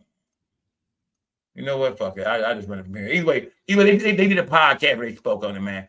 He dipped and went to some white boy podcast. Yes, Rick Ross not like us. And yeah, DC Young Fly, that's what they were saying. DC Young Fly was saying that he heard Rick Ross left their podcast and went to another podcast, a white boy podcast, where the white boy asked him about being a correctional officer and all kind of weird, retarded shit. He was like, bro, we would have never did you like that, bro. We fuck with you, bro. Like, we fuck with you a long way, Ross. We can't believe you did us like that, bro. You came through our show, didn't even say bye, didn't say why you had to leave, and tell us, hey, just give us, you didn't tell them niggas, hey, give me 30 minutes to do the podcast. I gotta go. Give me 45 minutes. I gotta be in and out, my nigga. I got other shit to do. You didn't even give us the heads up. You came in that bitch, sat down. We talked for about 5 minutes. You asked to use the restroom and just burn off on us niggas and leave us there filming the podcast. So I mean, yeah. DC Young Fly felt fucked up about it. He said then he went to a white boy podcast, but the white dude asked Rick Ross all kind of weird questions and shit like that, disrespected the shit out of you, but you did us like that. A lot of black people feel like niggas in the business, rappers, and other black celebrities, we feel like they treat white podcasters better. We feel like, man, y'all let them people ask y'all whatever. Y'all walk them through the hoods and shit. Like, the Adam 22 Vlad TV type shit. You know what I mean? Like, y'all let them ask y'all whatever. Y'all give like the pass of not knowing any better or just having more. I guess just kind of, you know what I mean? Just feeling like a nigga should know better. When a nigga asks something that a white boy asks, y'all feel like a nigga know better. Nigga get charged the fuck up. Nigga got jumped, put out. Yeah, nigga got his chain snatched. Don't come over and ask no dumbass questions, but they allow white boys to ask the dumbest shit, the most police ass, awkward ass questions. You know what I mean? Gay shit is weird shit. And so DC Young Fly was basically saying that, they feel like Rick Ross kind of sold out. You know what I mean? Kind of sold out. Let's hear Rick Ross respond to that, man, because Rose had some shit to say, man. Rose had some shit to say, man. I came to your podcast. I came for free, homie, no charge. I did it on Face, homie. I didn't ask you what your analytics was and let's go, okay. Smash the like button. I came on Face, homie, to show love. And don't make it like I walked off on you. I left early. Rose had some other things to do too. But guess what? I came for free. I wasted that nice ass Gucci jacket on that look, man. I couldn't even really wear my Gucci jacket again. But I did it for love. And next time I come for free, at least have me some lemon pepper wings, stuff like that. You heard me? Is that fucked up? But I came for free. I ain't charging. You feel me? Don't talk about. Bro, come on, man. Come on, dog. That ain't what's up, bro. That's like telling your partner, right? That's like telling your little homie, man, hey, bro, I'll front you some work. And when he pull up, you just get a nigga dirtiest trash that you got laying around. You know what I mean? But you want your money back for it, though. But this is why I'm going to front you, my nigga. He's like, whoa, hold on, man. I know you looking out for me, but damn, you have to do me like this. Damn. I mean, sticks and seeds, they wear black weed, no smell like grass off the ground in the morning. What the hell is this shit? It's like you don't do, bro. I mean, I get you looking out for me, man, but you're really not looking out for me. And that's how Rose did them niggas. You looked out for them, but you didn't look out for them. Yeah, you did it for the free. You know what I mean? You pulled up, and it's a look for both of y'all, fam. It's good publicity for you and whatever you got going on, whether it's a car show, a pool party, an album coming out, a movie, whatever you got going on, fam. It's good, you know what I mean, publicity for all y'all. So, I mean, to tell the little homies that, hey, I fuck with y'all. I did it for the free. I even wasted my Gucci jacket on that look. Nigga, I had an exclusive Gucci jacket on. I could have wore somewhere else, nigga. I wore it on y'all show, nigga. I wasted my shit. That's like, damn, that's how you feel about us, bro? Just walked out in the middle of it. Didn't even say, I'm going to holler at y'all niggas. Nothing. Said he was going to the restroom and just dipped. Took his team and left. So fuck the free, nigga. You did us dirty, my nigga. Smash the like button. Yeah, Rose, you a wild nigga, fam. You a wild nigga. But salute to Ross. He got that money, man. Salute to Ricky Rose, man. Oh, Rose got the business. I came and did that. Rose and what is the analytics? How the show doing anyway, man? I come back on it, and when I'm gonna walk off that the next time, and it's bitch said Rose was wow. Up wow. Of course not. Wow. You know when it's time to go. When it ain't no more chicken wings, man. They ain't smoking, man.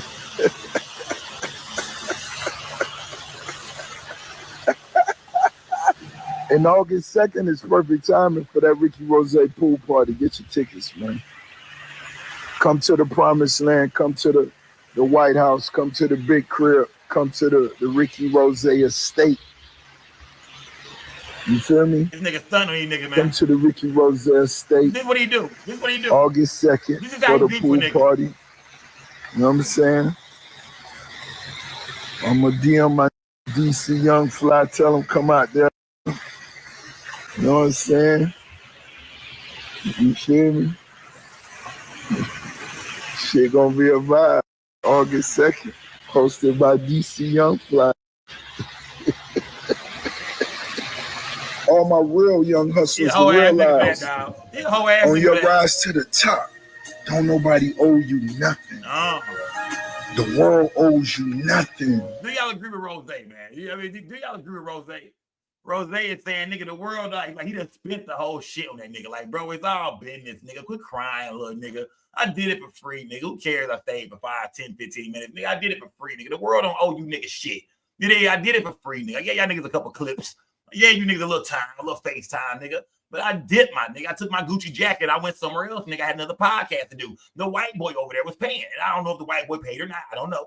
I don't even know. I have no clue. I know they didn't pay. I know they, I know they said it was for free, Rose. They said it was all free. But did the white guy pay him? Because if the white boy gave him 10,000, gave him some bread, you guys realize, man. And if that's what happened, he should just say that, hey, look, homie, it wasn't no offense to you niggas, fam. Just some paper call, my nigga. I was trying to do this at a certain time with y'all. We was late. We was running behind a little bit.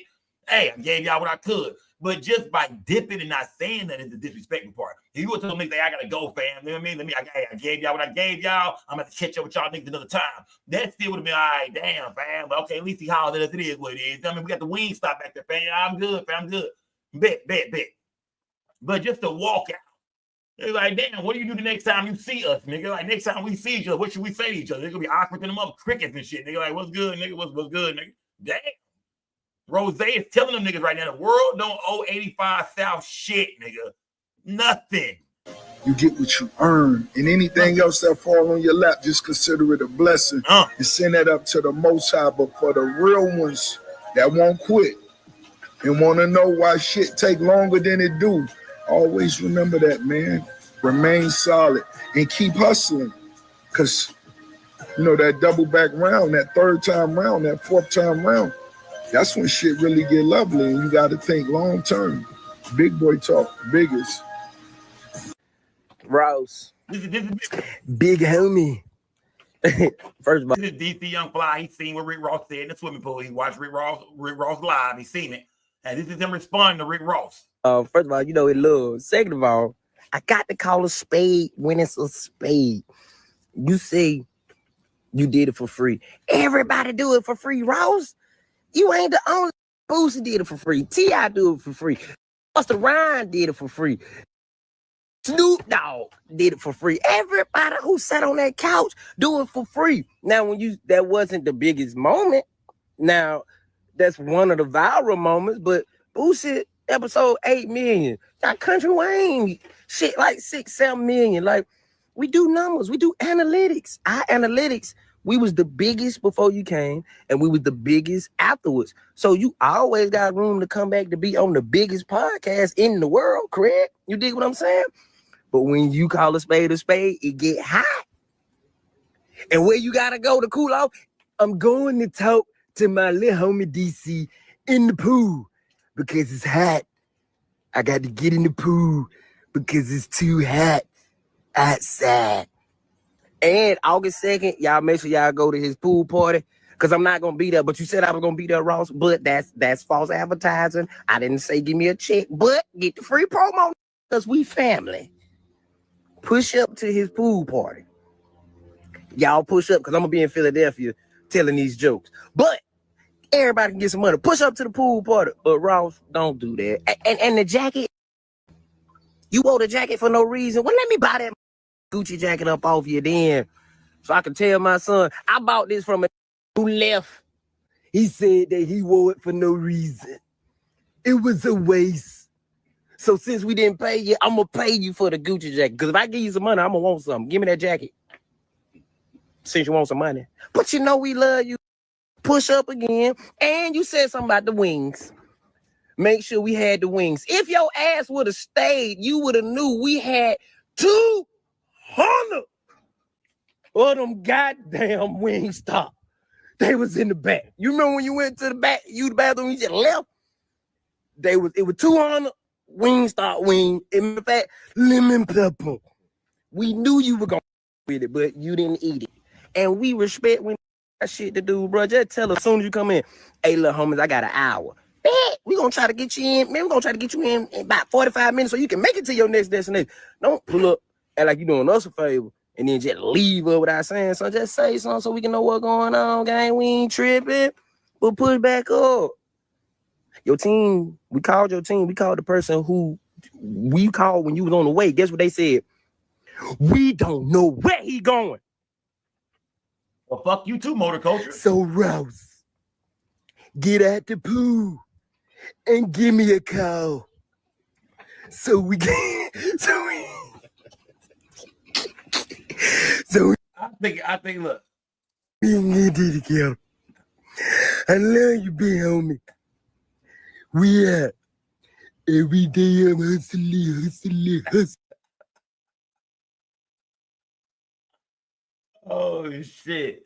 Nah, I like how they did it, man. Either way, I think, look, this is how the internet works these days, man. You did. I smell a payday coming up because now, I'm talking about for 85 South, you know what I mean? Because now what they do is they actually bring Rick Ross back on the show and they have a dope interview with him because now it's what everybody want to see. The DC gonna hit him up. Carlos Miller gonna hit him up. All they gonna do is chop it up, and now it's gonna be a big episode when Rick Ross returns. I'm sure he's gonna wear the same jacket again. I mean, it should just kind of almost play. You know what I mean? You got to kind of see. I watch the plays online, man. I mean, I feel like this. I'm not saying this is a play at all. I'm not saying it's a play, but you see how shit turns these days. Controversy sells, and when something go wrong, it really goes right. That's how the internet is. You notice when you look at podcasts now, who do y'all want to see? Enemies. Y'all want to see people that really don't fuck with each other, niggas from other hoods, people from different walks of life, people with different opinions, different outlooks. Y'all want to see them on the same shows together, go back and forth and go at it. So that's all that's going to happen, man. It's going to be a dope episode. They'll bring Rick Ross back before the year is over, I'm sure. And it'll be a big-ass episode for 85 South. I'm sure Rick Ross will talk to him. He'll feel like, yeah, fuck it, nigga. He'll realize that was some sucker shit just to walk out. But like Rose said, ain't nothing free, my nigga, and shit. Maybe he had a paid interview to go to. So I'm not mad at Rose. Get your money, nigga. I'm not mad at 85 South. Keep doing y'all thing, but I think they got a big episode in the works now. That's what I see. Yeah, I just see a big ass. Everything's a play to me. I look at the internet a little different. I'm a blogger, so I see shit like how you motherfuckers. I see what y'all just did there, nigga. That's gonna be a big episode, you son of a bitch. So y'all get the game, man. I mean, I wasn't confused at all when I seen all this shit going on. I said, yeah, this could be a big episode. Y'all smash that like button, man. Where do I want to go now, gang? Where do I want to go now? Let me see. I want to see this, man. I want y'all to see this. Did y'all see who is that, man? Did y'all see your boy Ari Spears, man? Did y'all see Ari Spears, man, go with Ice Cube, man? Before we get to some of the main stories, man, did y'all see Ari Spears go with Ice Cube? I'm gonna take this off Poetic Flacco Pay. I'm gonna go show the videos that's on here.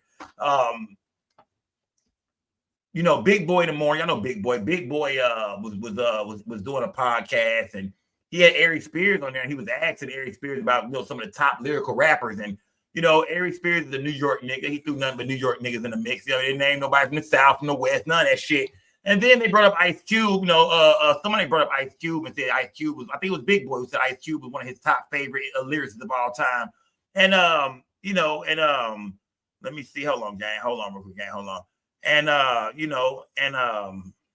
me see there. I heard my shit go off. Maybe I'm wrong. Who's everybody goddamn business gang? Somebody brought up Ice Cube, and Ari Spears went on to say that Ice Cube ain't shit. Ice Cube is one of the worst rappers of all time. Ice Cube is, Today Was a Good Day is a horrible motherfucking record. His acting is horrible. His movies was horrible. They're just hating my nigga. Like, come on, man. Like, yeah, I mean, you know what side this nigga was on during the East Coast Boogie. You know, this nigga was jamming that Bad Boy loud in the motherfucking pad. This nigga say he don't fuck with Ice Cube in no way or form. And Ice Cube responded. And Ice Cube responded like a G, kept it real plain and simple, and made the nigga look like a buster, like the buster that he is. Smash like button gang. Cube. The most recent example of this is when he was on Big Boy Spirit. Now, when people talk goat, I don't do goats. Want to see me shake this up real quick? Go ahead. Watch the comments. Now, when people talk about, you ask anybody, let's go, gang. No matter where the region, give me a top 5 rappers. Pac's usually always in that list. Right. I don't ever put Pac up there with the top rappers because when I think rap, I think lyricists. Mm-hmm. Pac was not the greatest lyricist. Mm-hmm. He was energy. He was passion. He made you feel him. If that nigga said, nigga, tear the club up, you wanted to tear the club up. Dear mama, you wanted to hug your mama. When you think about lyricism, Nas, Jay-Z, Biggie, Jadakiss. All East Coast my lyrics, spitters. All New York guys you just named, by the way. Jay-Z, I'm going to quote him. New York, home of the spitters. New York is a spitters. I'm a admit, because I catch flack for this. I am somewhat East Coast biased. Right. I'm West Coast biased. But with heavy validation. Name to me rappers who are better than the ones I just said. For me, if I'm going, Ice Cube is a lyricist. I can't stand Ice Cube. That's crazy. I'm not a fan of him lyrically or acting wise. Really? He's the same. How much time we got left here? Because I just tell him to leave now. Let me tell you something. Tommy Chung. That's a great. I know Tommy Chung. Tommy Chung did a great joke. He goes, here's Ice Cube as a gynecologist. Hey, Miss Jenkins, I looked at your chart. Now get up on that thigh. That's racist. I don't know how it's racist, but what you just did is racist. That's it's racist, and it's some coast that I'm not gonna sit next to you. Whatever that was racism. He's a lawyer. I checked your honor. He wasn't even there. Oh man. As a surgeon, give me that scalpel so I cut into that spleen. So you don't feel Ice Cube as a lyricist? Not at all. Wait a minute. You don't think that one of the songs I hate the most, if it comes on, I want to shoot the radio. Today was a good day. One of the biggest songs ever? Hey man, I think when it comes, for one, Ice Cube is one of my favorite lyricists. This is so great guy. Not even on some great guy. Lyricist, man. When people say what's the best diss song, I go straight to No Vaseline from That's Ice my Cube. camera right there, right? Yeah. I go straight to No Vaseline, Ice Cube. The N-words you love to hate. All the shit with NWA. Ice Cube's America's Most Wanted album, one of the best hip-hop albums to me, bro. For me at all. Really? No. Ice Cube got some shit, nigga. No. Cube got some shit, nigga. Cube got some shit. Let me see. Even they spoke to Ice Cube. Speaking kind of bad about you, man. Who's this? Ari Spears. Oh, that dude? Yeah. He said nothing that he Smash like, because he ain't never made me laugh, so I don't know if he a comedian. Did you hear what he said? What'd he say? He said it was nothing about you impresses him. From movies to rapping, nothing at all impresses him. And I'm like, wow, like what? Ice Cube does nothing for me as a rapper and an actor. The song that makes me want to jump out of a window is Have a Good Day. Today was a good day. Rolling down the street in my 6'4". Police didn't come bother us no more. You might as well have them say green eggs and ham. Sam, I am. Suckers usually don't like me. You know what I'm saying? Like the people that they usually don't like me when they coming from that angle. That's cool though. Everybody got their opinion and they all stink. You know what I'm saying? At the end of the day, it's cool. He entitled to his opinion. It's the feeling is mutual. I don't think he on anybody's list of top 10 comedians, you know what I mean, in the black community for sure. I don't even know if he's on the register. Man, how y'all feel, man? How y'all feel, man? Yeah, Ice Cube said, man, nobody fucks with Aries Spears anyway, niggas. I don't give a fuck what he talking about. I want to say this, man. Ice Cube is most definitely a legend. You know, I see some of y'all in the chat that Ice Cube is not a lyricist, this, that, and other shit, man. Look, I don't know what to call niggas, man. Look, I think y'all are saying that a lot of people think lyricists is only niggas from New York, man. I mean, a lot of people forget about Scarface, forget about Lil Wayne, forget about some of the real lyricists we got in the South or on the West Coast for sure. I do consider Ice Cube, especially back in the late 80s, early 90s, a lot of that shit he was dropping. I consider Cuba lyrics like a motherfucker. I ain't gonna lie to y'all, because it's different kind of lyrics. You got lyricism from the South, you got lyricism from the East, you got lyricism from the West. When it comes to the West, Ice Cube is most definitely one of the brothers. It's Mo niggas as well. You did. But Ice Cube is for sure one of the cats who held it down lyrically in the West, for sure, my nigga. It is. You feel me? It is, yeah. I mean, it's a lot of cats. Like Eminem is a lyricist, man. Shout out to Detroit. Eminem is a lyricist. But I think when it comes to wherever you know, it's like I said, people can't just consider niggas having lyrics because they from New York. Jay-Z, Nas, Jada Kids, Biggie. I get those names, and those niggas are for sure lyricists too, for sure. You know, shout out to all the New York cats. You know what I mean? Hip hop, most definitely from what we know, the actual rapping and hip hop started in the Bronx with I think with Cool Herc and them niggas, DJ Red Alert and them niggas, all that kind of shit. Salute to them. But we know when it comes to hip hop and music, that shit really comes from around the world, my nigga. That shit really in our roots, fam. You dig? That shit really comes from Africa, my nigga. For real. It is. That shit really comes from them drums and them beats and that dancing and shit. That shit really is in all of us, my nigga. So you can't just say lyricism only lives on the East or in certain kind of nigga shit. Nah, bro. You go to Chicago. Some niggas say Common is the lyricist. Twist is the lyricist. You dig? You know what I mean? Come on. It depends on where niggas is at, man. Because everybody got their own kind of style. Everybody got a different style, my nigga. So I judge lyricism from where you from and how you holding it down over there. You know how y'all niggas rap, the type of shit y'all got going on. You know, the shit you kicking. I don't just say it's from one spot, man. So salute all the lyricists in the game, man. But Ice Cube, when it comes to the West Coast, for sure. You did for sure, my nigga. For sure. You did, yeah. Kendrick Lamar, for sure. You did for sure. K-Dot, for sure. So yeah, I think every man just depends on where you from, gang. But you can't just say them East Coast niggas. So a lot of us do that. I remember a lot of niggas do that over the time. When you name the top lyricists, it's always a list full of East Coast niggas. You like, hold on, fam. Come on, that ain't right. Because I think Scarface top 5 on any nigga list. I think Lil Wayne might be top 3 on any nigga list. You did top 3, top 5. Come on, man. Come on, who's the better lyricist, Lil Wayne or Kendrick Lamar? Talk to me in the chat, gang. Because let's have an old war real quick. K-Dot or Lil Wayne? Who y'all got in the chat, man? Who's the better lyricist, man? K-Dot or Lil Wayne, man? You know what I mean? You know what I mean? They got different styles, but they be saying some shit. They got different styles, but they know how to play with them words and they vocabularies and twist it up, flip it, turn it.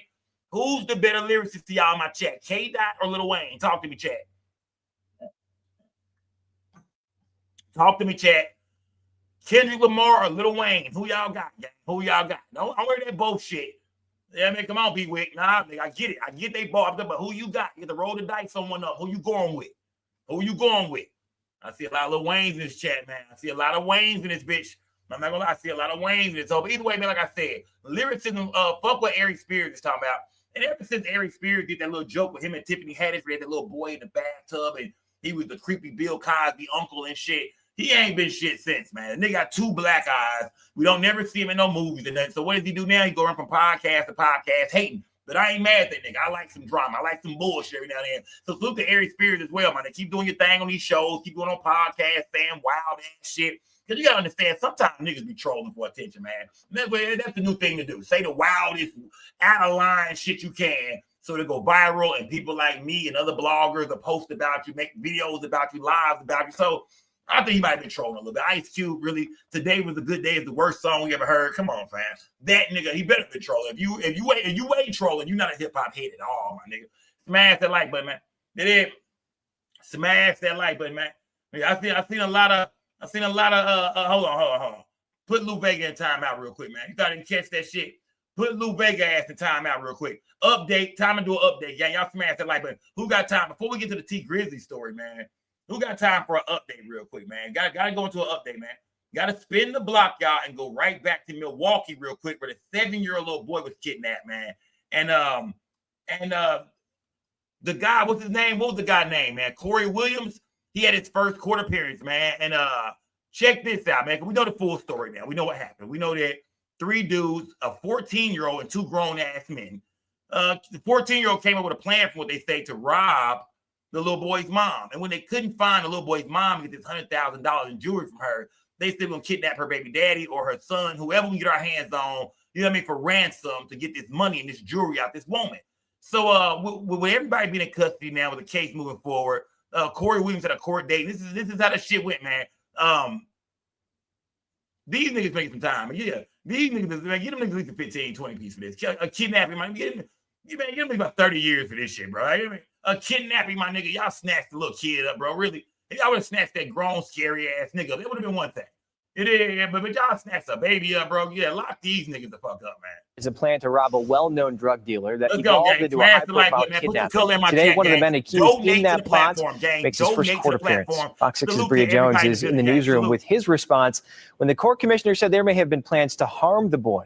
Sam, Corey Williams said it was a lie when a court commissioner said he thought about harming the child. The criminal complaint says Williams admitted there were conversations between the other 2 people involved about whether or not to hurt the child. But Williams says he was just a driver and he only intended to rob the child's parents.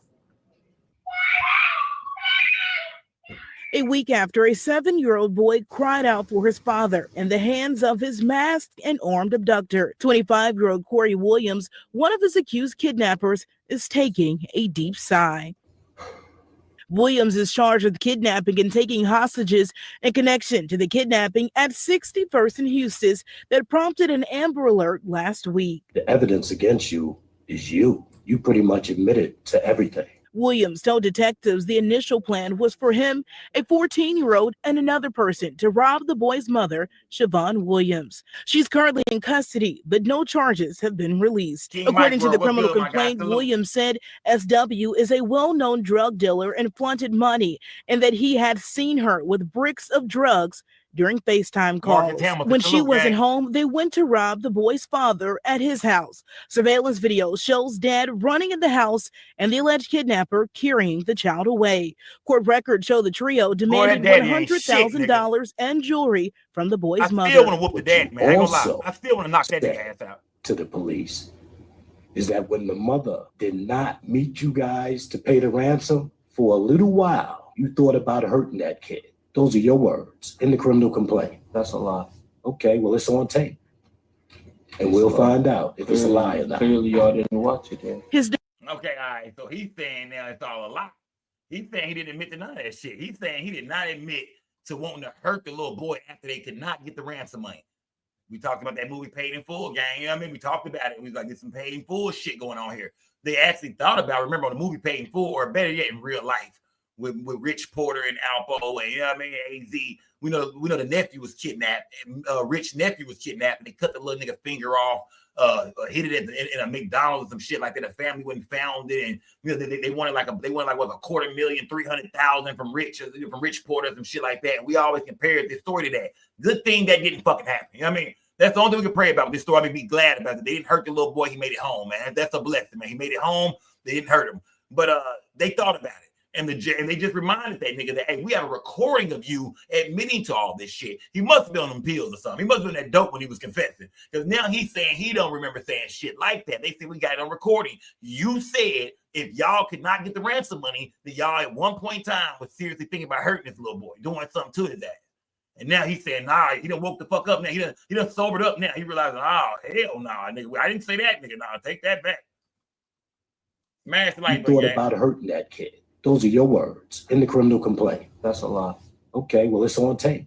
He's trying to take it back now. We'll find out if it's a lie or not. Clearly, y'all didn't watch it then. His defense arguing the crime was not his choice. He gave a full confession.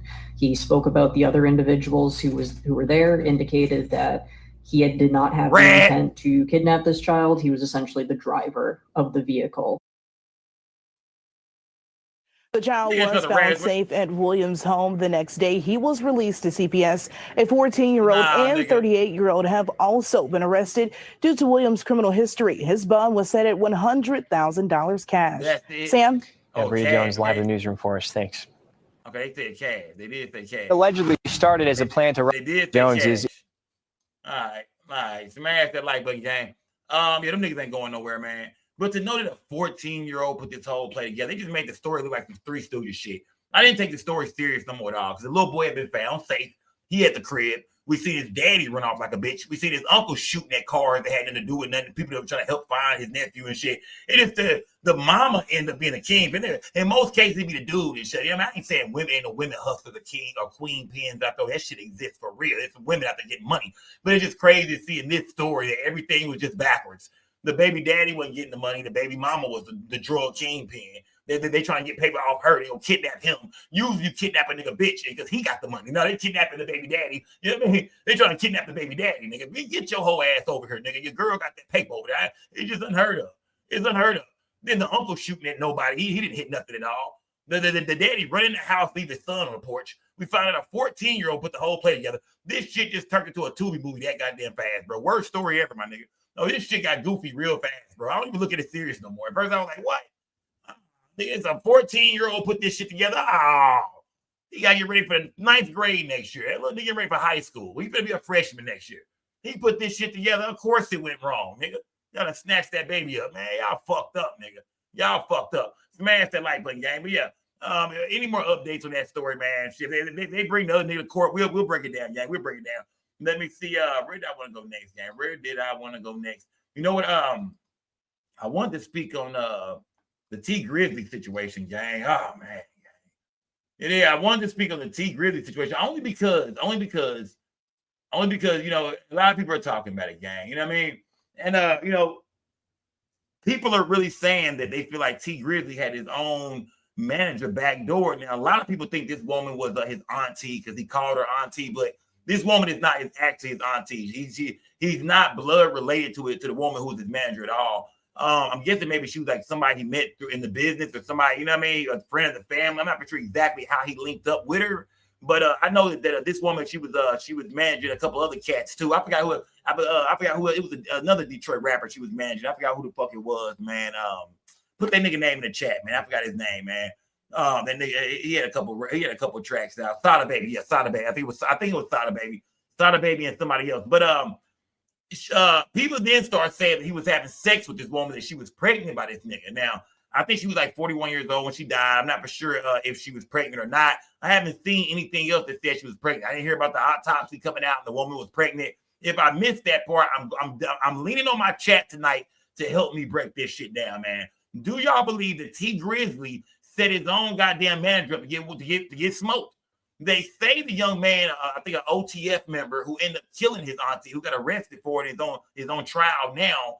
They say that T Grizzly still hangs out with guys from this dude crew. Like, you know what I mean? So all his T Grizzly still hang with his big homies. He still fuck with the man, people who's locked up. The crew that killed his manager. He still hangs with those guys. Even though one member is locked up for the murder, he still hangs with all that guy's homeboys and shit. Like, you would think that there'd be war between them niggas. They say that T Grizzly pulled up in Detroit to one of his cousins' house, got out the car, went to the door, and somebody ran up and shot his manager, opened the car door and shot his manager. But they say that T Grizzly, if this person was really watching T Grizzly and sitting on T Grizzly like that, they would have seen him get out the car. They said the nigga was at the door when they started when the gunshots rang. He had just, I guess, been let into the house when the gunshots went off. You know what I mean? And I mean, just a lot of weird shit going on, man. He went on a podcast and broke down the story, and I didn't really like his energy when he was breaking the story down, guys. You know, it was like, I didn't like it. I'm not saying he did shit. I'm not here to put this on T Grizzly, but could there be some charges on the way for T Grizzly if everything, if shit, the way it's looking is the way it's looking? Yes, my nigga. It ain't looking good, man. Like I said, I'm not here to convict him at all. I'm not saying that he set this play up, but I think they even found out the shooter had been outside for like over an hour before T Grizzly even got to his own cousin's house, making people feel like, no, this was a play, fam. They was already there. They had that watch when he pulled up and got out the car and walked away. This was all made for her. This was never for him. This is for her. But who did this? What enemies did she have? Who would want to smoke her? They opened the door. He wasn't in there. They killed her and ran off. Meanwhile, he just feet away. I don't know. I'm not here to convict the gang. Smash that like button. Salute to everybody in the building, gang. Let's check in with the family. I'm going to check with a few more blogs. I want to see what everybody's saying. I want to see what's going on. What's the word out here, man? Do y'all think T Grizzly had something to do with the woman he called Auntie, who was managing his career, helping him out? I heard he even put him on his feet when he got out of jail, paid for his first video, like really looked out for this nigga, put her all into this nigga. I'm hearing that people feel like he is the reason she's dead. He set her ass up. He backdoored her due to some kind of contract they had where she had ownership of his music or his publishing or some shit like that. That he got her out the way. I mean, I don't know. Like I said, I'm not here to say he did it, gang. I'm not saying that. I just want to hear from y'all tonight. I'm doing this with y'all. So chat, break it down for me, gang. Let's go. Light some gas up, man. Chat, goddammit. Grizzly, one of Detroit's most popular rappers, but earlier this week, Jobina Brown was shot and killed on the city's east side. Face and think I'm playing AJB. I wish I was sitting outside with you and I was in that back with you. You know your favorite rapper when the never. Was she alive when did she die on the scene or the hospital? I don't even. I think that no. She died at the hospital. She was still alive. She was still breathing and everything. She called me. She called you while she was shot. She called me. What'd she say? I was trying to talk to her. I didn't hear what she was saying. Oh, she couldn't really form no word. If I'm Detroit's very own T Grizzly, I'm keeping a low profile. After this video, you might hear a lot of what ifs. Maybe a few people even saying, nowadays when these rappers get married, they in some shit. Because truth be told, as our older generation would say, what's done in the dark will come to the light. Now, a lot of folks might not remember this, but about 7 years ago, T Grizzly lost someone publicly referred to as his aunt. Whether she was blood or not, that's still up for debate. But some say it was through marriage. But what we do know is that she was tragically gunned down while riding in the Uber. And by some twist of fate, T Grizzly had gotten out the same car just minutes before the shots had rang out. Now, at the time, everything seemed off, but nobody had real answers. Then about 2 months later, a man allegedly tied to one of T Grizzly's groomsmen, a man connected to Lil Durk, someone tied to him from his same neighborhood in Chicago, Illinois, which we'll later discuss. Now that's what makes everybody think that it's kind of suspicious as well. This guy right here, man, the man who allegedly murdered, his manager, Auntie, this one of this dude right-hand men. You know what I mean? He was in T Grizzly's wedding and shit like that. You know what I mean? He probably still go visit the little homie in jail and put money on the little homie books and shit like that. So people think it's awkward that you hang out with a dude that's part of the same crew and the same clique as the man that's arrested for killing your motherfucking manager, bro. Like people think that's kind of a little awkward. It's like y'all niggas should be at war if this shit is real. You made a music video about her, all that shit, my nigga. Like, nigga, y'all niggas should be at war if what we think happened. If it went down like that, they was really looking for you. If one of his little right-hand partners, one of his little homies was looking for you like that, then why would you be fucking with them niggas still? People are saying, why? Why are you around them niggas, bro? I don't know, gang. It is. I don't know, gang. It is. Britt the Beautiful said, I prayed for your broke ass today. So the Britt the Beautiful, man. So, I ain't got shit, Britt. Please, thank you for them $2, goddamn. You know what I mean? Just send more, goddamn. Yeah, send more. Don't stop there, goddamn. I'm fucked up over here, gang. You know rent coming up. Smash that like button, man. Let me see. Where am I going with this shit, gang? Where am I going with this shit? Let me see. Get back to the story, gang. Arrested in connection with her murder. Since then, the case been cold in many people's eyes. And yet, Detroit police still have an open $2,500 reward for more information. And that alone tells you everything ain't fully closed on this. But what if I told you that was just the surface? Because what I found out while digging into this court transcripts and trial updates and federal paperwork, found me get deeper, way deeper than what people may expect. Pause. Now, there, as of now, has been whispers that she might have been pregnant, allegedly, by T Grizzly. And that wasn't even his blood aunt. But all that is he say, she say to this point. Because still, Grizzly called her his aunt. And that's what the world ran with. Not to mention he was signed to her, which some say is a clear motive. But today, I'm bringing y'all the full breakdown. Court documents, timelines, trial updates. And y'all smash the like button, gang. Let's go. Because y'all will find out later. Y'all help me out with this shit, gang. Someone is currently standing trial for her murder. And based on documents I've seen, I wouldn't be shocked if the feds step in once this trial is wrapped. In this video, we're going through everything from what happened that night in the Uber to who this man really is that's facing trial, to why certain people in Grizzly's circle started going ghost once the pressure came down. We're clearing up every rumor, laying out the facts. Y'all believe this, and like we always do. Do y'all feel like T Grizzly plays a role in Auntie's in his manager's murder, y'all? Yes or no in my chat real quick. I know we got a lot to look through, gang. I just want to hear from. I just want to see some of the shit, hear some of the details. and we're going to break it down as usual, man. But, you know what I mean? I am the people's blogger, so, of course, I always want to hear from the people. So y'all talk to me in that goddamn chat, man. Let me know how y'all feel about this situation. Is this all just a coincidence that it went down like this? Or do y'all feel like she was backdoor and T Grizzly most definitely know more? At the conclusion, I'm here to hear from you. Salute to everybody donating tonight, gang. Salute to everybody Before we go donating. over this one, I want you guys to remember, I don't give you no angle. I just give you the story. So with that being said, make sure you like, comment, and subscribe. We're going to jump right to it. T Grizzly, born Terry Sanchez Wallace Jr., is a rapper straight out of Detroit, Michigan. He came up from tough circumstances, raised on the west side. Look, like I said earlier, chat, I don't know if this woman was pregnant or not. I think that as far as I know right now, gang, from the things I've looked over from the you know what I mean, from just some of the things I've seen online, some people say she's pregnant, some people say she wasn't.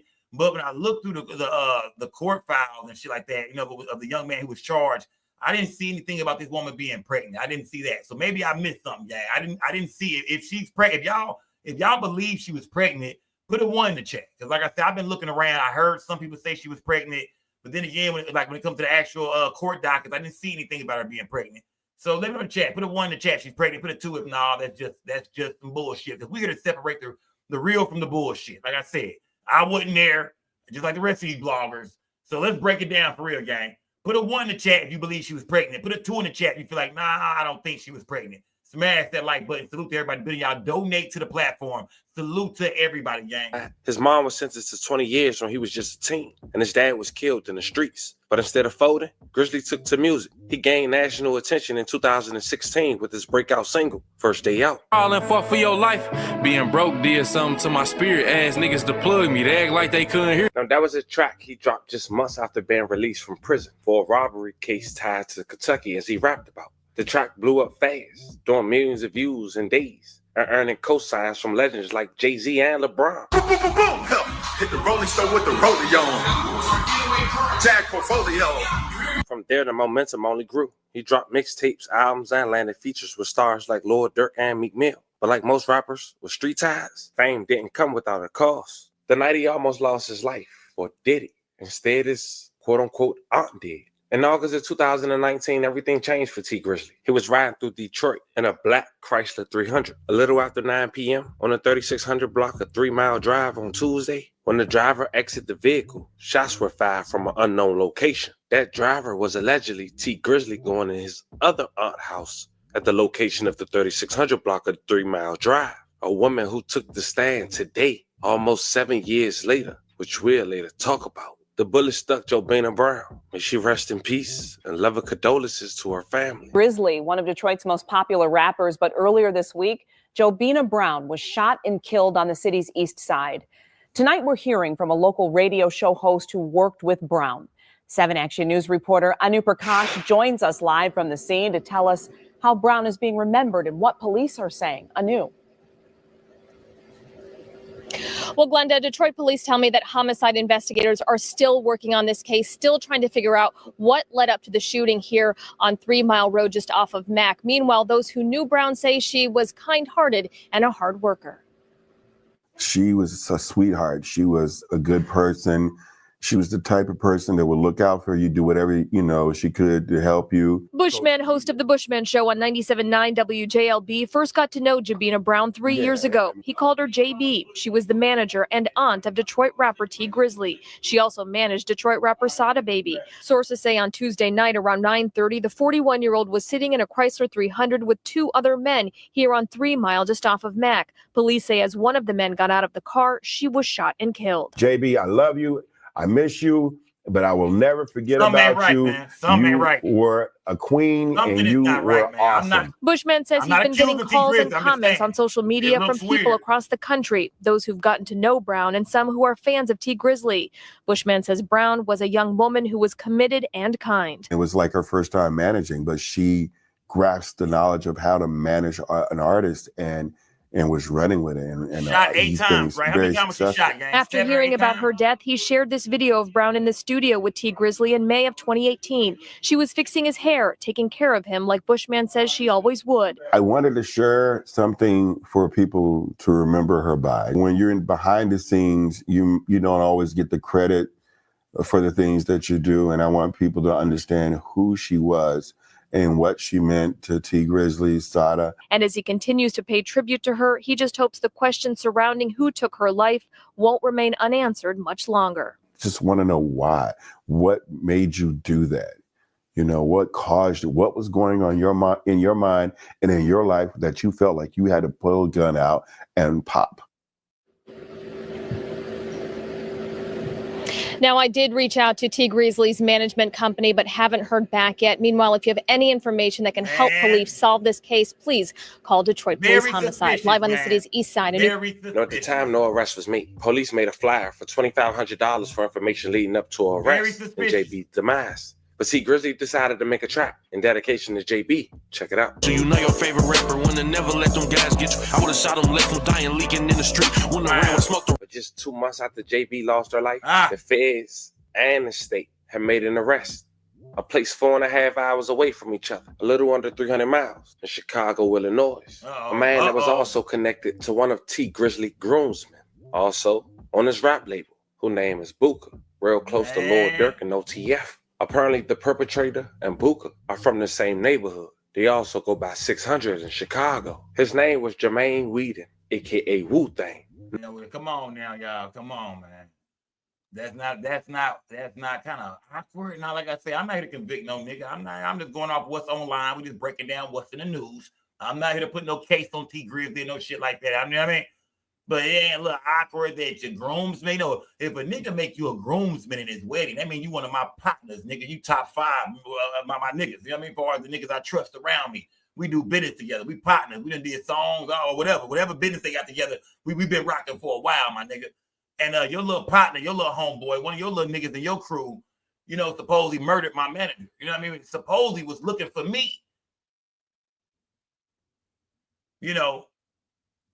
That's just a little awkward, fam. You know what I mean? Because I'm sure the police was looking for any kind of connection to this murder to see if, who was this that was trying to kill T Grizzly. Remember, they feel like this is for T Grizzly. And when they looked into it, they like, hold on. We don't see no beef between T Grizzly and these 600 niggas or these OTF niggas. We not seeing it. It don't seem like it ain't nothing going on between these niggas. We don't hear no dissing going back and forth, nothing. Like I said, gang, this is what's online. Smash the like button. What do y'all think happened in this case, man? Now, when Wu-Thang was first picked up, it was an open murder, a felony firearm. Let's go, gang. But what a lot of people don't know is that Wu-Thang already had a serious criminal background. This wasn't no first-time offender. In fact, back on May 12, 2016, he had a felony conviction for aggravated unlawful use of a weapon in a vehicle in Cook County. He was sentenced to 1 year imprisonment. And second, on March 15, 2018, just 2 years later after that, he had a felony conviction again for unlawful possession of a weapon by a felon in Cook County, in which he was sentenced to 42 months in prison, which lets us know that Wu-Thang not supposed to be around firearms. Now, I wanted to make all that clear because he was later caught with a firearm that was illegal in Chicago, which we'll later discuss. And the feds got that case. And what they did is they dropped it for the moment because he did get found with a firearm that has did another crime across state lines. And they let him deal with the state for now. And we just wonder why. But they also did something that I want you guys to pay attention to as well. In the state case, gave this habitual offender a reasonable bond for murder. As mentioned, we wonder why. But at this point, we know this is no ordinary case. And some folks believe he was let out on purpose. Maybe even being used as bait or even working with somebody. Either way, something is off. If it was about T Grizzly, though, y'all, this shit happened, 6 years ago, 2019. You know what I mean? If it was about T Grizzly, I'm going to say this. In the Mo 3 situation, everybody said the same thing about Yella. Like, man, if this was about Yella, they would have got him by now. It's been like 4 years. You know what I mean? It's been 4 years. And, why ain't they got him yet? Well, I think sometimes it takes some time. You know what I mean? You gotta wait for niggas to get to giving up that right information instead of coming with that proof that they can, that the state can use to show a jury that, this shit is real. So, yeah, I'm not saying T Grizzly is going to be locked up, but just because he's not locked up right now, you know what I mean? That don't mean shit. We done seen cases where niggas that got brought forward later on. Niggas get arrested, it takes some time, a few years maybe. Next thing you know, nigga, those get to getting kicked in. Niggas get to getting picked up. Smash the like button, gang. But like I said, it's just weird, gang. It's weird. I know everybody thinking, man, something ain't right about this shit, T Grizzly. I'm not here to convict the nigga. I'm not saying did it. He might be innocent than a motherfucker, as far as I know. I wasn't there. I didn't see nothing that happened. but it most definitely looks like a setup. It looks like whoever shot that woman, they came to shoot that woman. Now, when JB lost her life, Wu-Tang was on probation, and he had a tether. And we'll later explain how that played on helping solving this case for the state and the feds. October 19, 2019, just 2 months after JB lost her life, Wu-Tang was arrested in Chicago, Illinois. It was around 2:06 p.m. when officers from Chicago Police Department were on a routine patrol when they responded to another officer report of a male and one female sitting inside of a stolen vehicle parked in the alley behind 5920 South Calumet Avenue, the nigga Chicago, was still Illinois. in the car. The reporting officer had confirmed that the vehicle was stolen by checking the vehicle license plate in the law enforcement computer database. When responding to CPD, officers pulled into the alley. They observed the male subsequently identified as Wu-Tang, aka Jermaine Whedon, and a female standing near the stolen vehicle, a blue Nissan Versa with New York license plate. Now keep that vehicle in mind. As the responding officers exited the patrol car and approached Wu-Tang, he fled from officers on foot. After a brief foot chase, the officers apprehended Wu-Tang and placed him in handcuffs. As Wu-Tang physically resisted the officers when placed against the police car, a Glock 23 40 cal semi-automatic handgun bearing serial number PAZ-363 fell out of Wu-Tang's left pants leg. The handgun was loaded with 12 rounds of ammunition with the head stamp marking SIG 40 S&W. During the subsequent search of the stolen blue Nissan, CPD officers recovered an extended magazine from the passenger side door. Now, fam, would you believe this man had the same firearm and same stolen vehicle during the night that JB lost her life? Wow. Well, it's true. When it came to the rental, the car was a Hertz rental car that had been set to be returned to Hertz on August 24th, 2000. He was in the car with the smoking gun. When I tell you young niggas are dumb niggas, I'm not saying back when we was young, we wasn't dumb. Yeah, I mean, when you're young, you're just dumb. It ain't, that goes for everybody here, niggas and women. When you're young, you're dumb. But goddamn, these new niggas are a new kind of dumb. We wasn't this motherfucking stupid. You hear me? Man, these new niggas are a new kind of dumb. This is some new dumb shit. This nigga riding around in the same car he used during the murder, which is the stolen vehicle, with the goddamn smoking gun in the car with him. A stolen car with a murder weapon, used in a murder. 2019. Hearst filed a stolen police report in September of 2019. The following year, February of 2020, DPD received notification from the MSP lab where they test the firearms, the ballistics. They confirmed that that firearm that Wu-Tang was caught with in Chicago was the same firearm used to take the life of JB. May she rest in peace. Now, at this point, fam, I know a lot going through your head, but at least for the moment, Wu-Tang gets arrested. At the following year, as mentioned, police, at least the feds stepped in, but they was already in. But they gave him one count of a firearm taken in from state lines, and they end up dismissing that case in 2021, letting him take on the challenge for the state for now. And after being arrested for over 5 years, the state gave him a $75,000 10% cash bond on the tether, in which he paid. But that was crazy, because as mentioned, he was arrested for all that time, and his trial was coming up. But the world didn't know. Now, Wu-Tang will only be out for just 3 months before starting trials just this past Monday, July 14, 2025. And while the feds keep a close eye, and for some reason, when this case has started back up for trial, they released a $2,500 reward again, as if the guy they caught with all this evidence isn't enough. Right. Think about that, man. It is. They're not done. The investigation is not over with. They telling you right there, man. I mean, and it's kind of weird. It's kind of suspicious they let him out. He's finna go to trial, been in jail for 5 years, waiting for this murder case. Out of nowhere, they hit him with a low ass bond, $75,000. Okay, boom, he get out that bitch. You know what I mean? He out for 3 months. I wonder did he call anybody? I wonder who all he jumped on the phone with. I wonder going to trial. You know what I mean? And it's weird because you would think if he was, fully cooperating, that we wouldn't be going through no kind of trial, no shit like this at all. You know what I mean? If he fully cooperating and what's going on, so.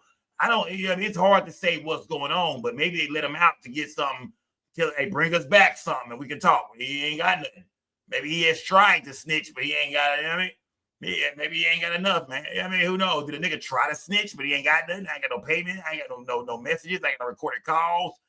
I don't know, gang. That's a crazy story to come up with to say, hey, T Grizzly put me up to this. You got to prove that, nigga. Nah, nigga, that was his. Nah, he was there, man. That was his people. That was his manager. They had a great relationship. She was doing so much for him. What do y'all think, man? Because if they in trial right now, if he's, if the nigga went to trial, then that means he has taken no deal. I mean, unless it's some new information recently, he done told him he gonna cough up. Unless he finna stop the trial and make some kind of plea deal. Let me know in the chat, gang. Talk to me, chat. Talk to me.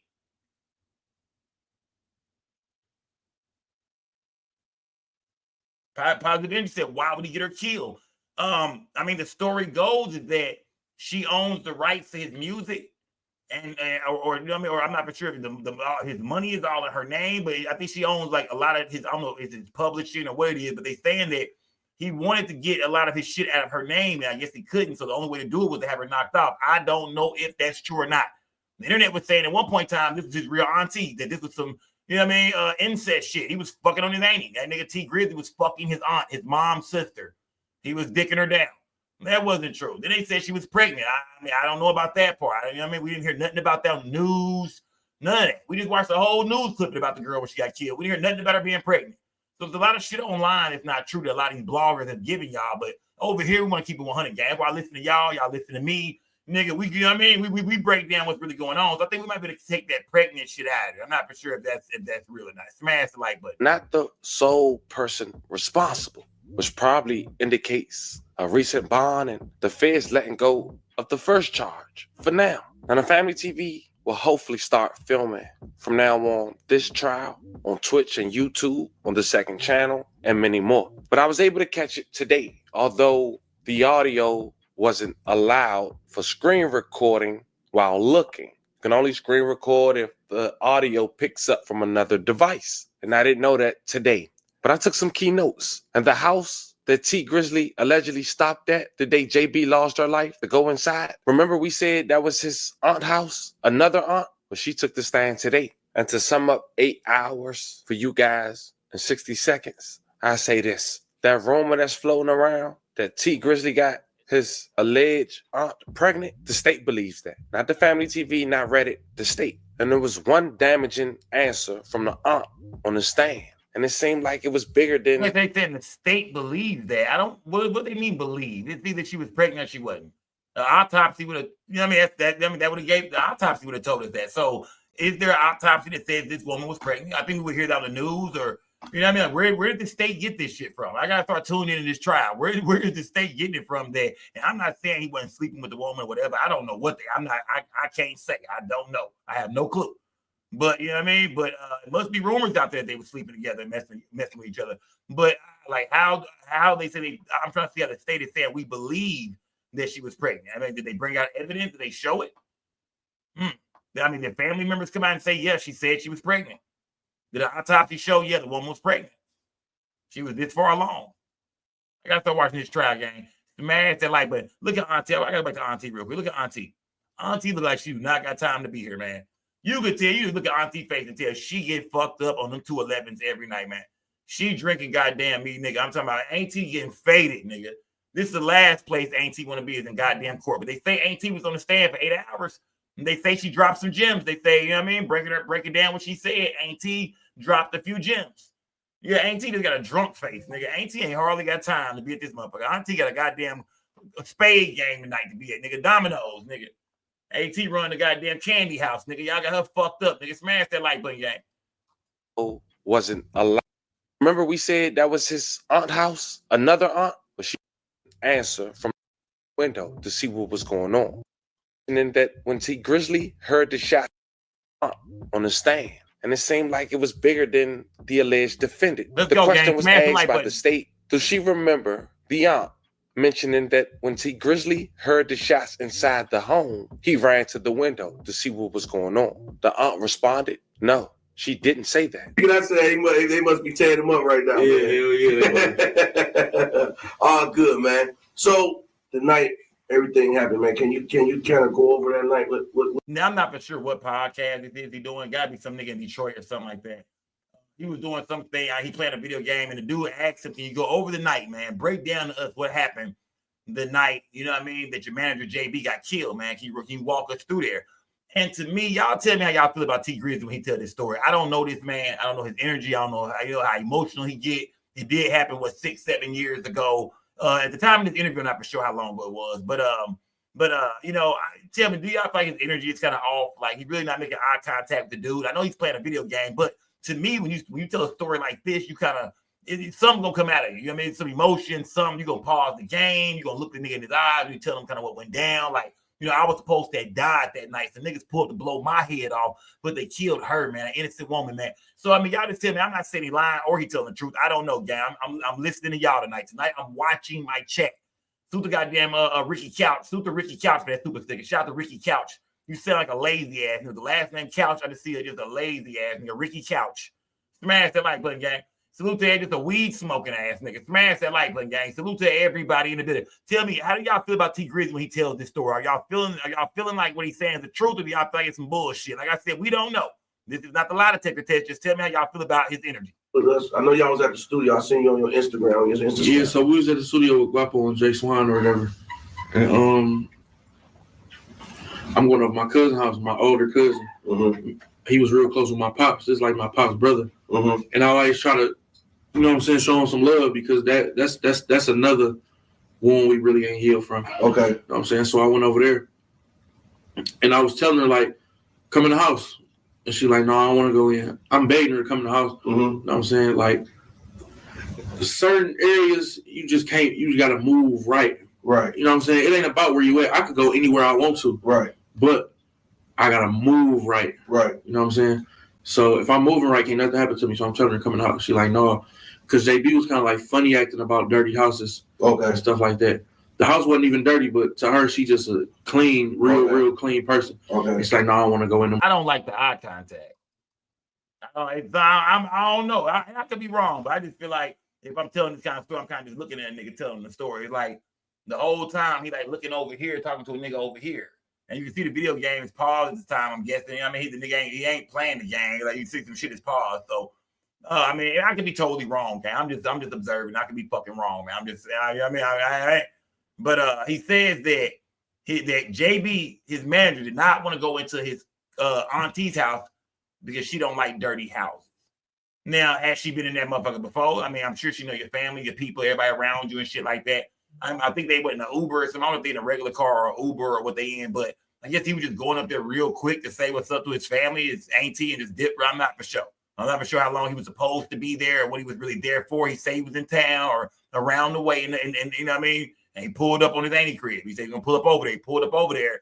He get out the car. He go to the door. He knock on it. He walk in.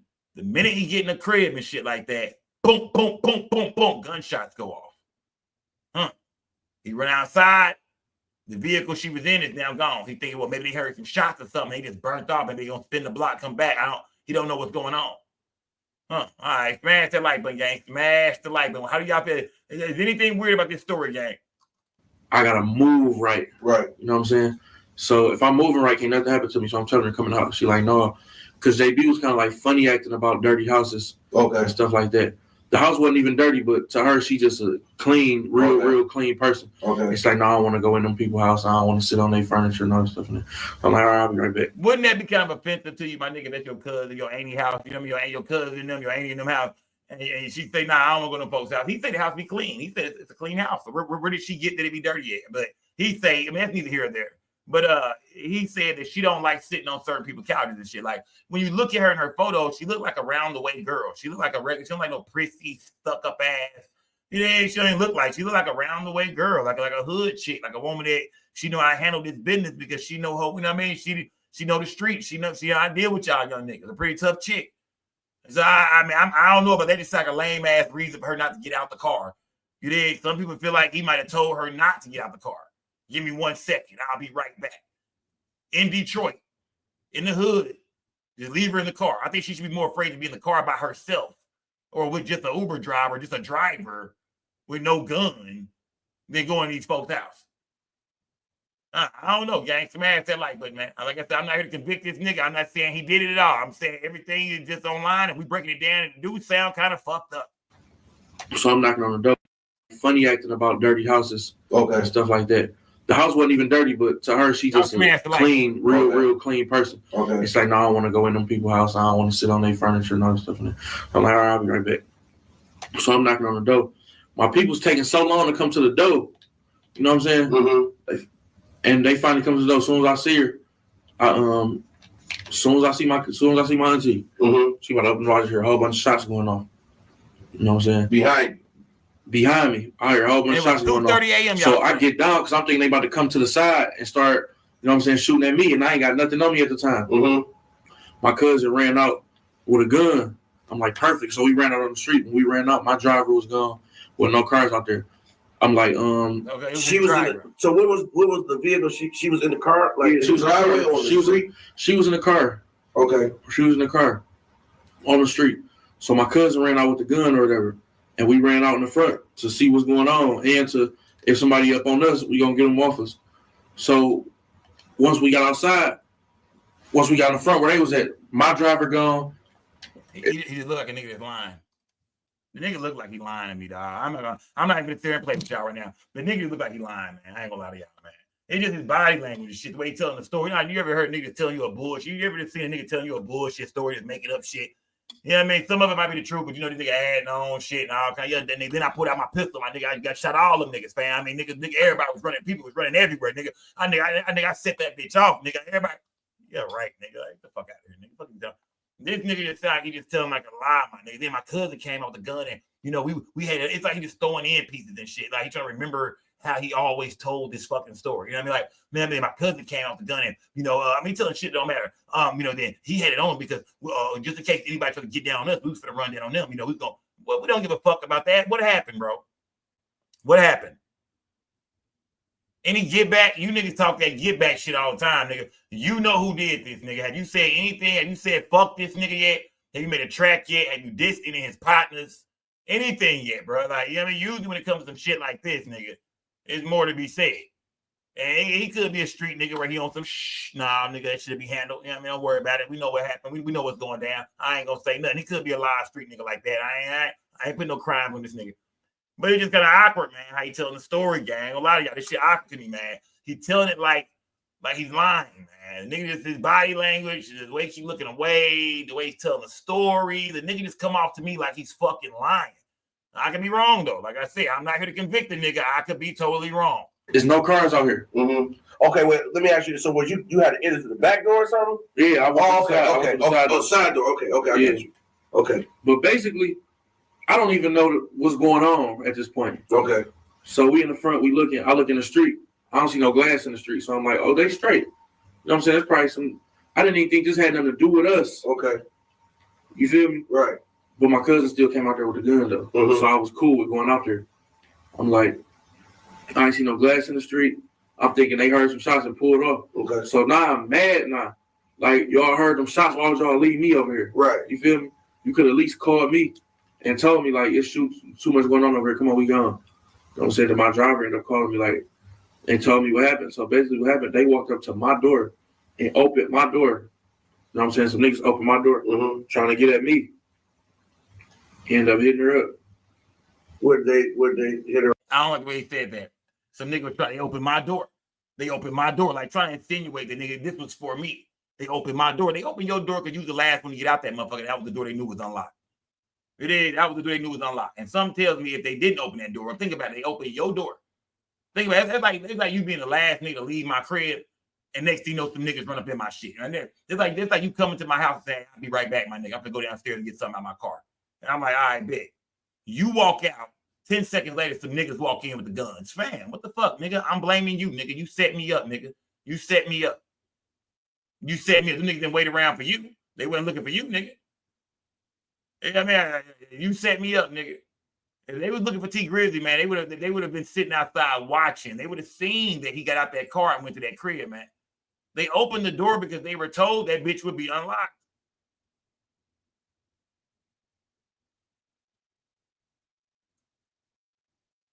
Think about it.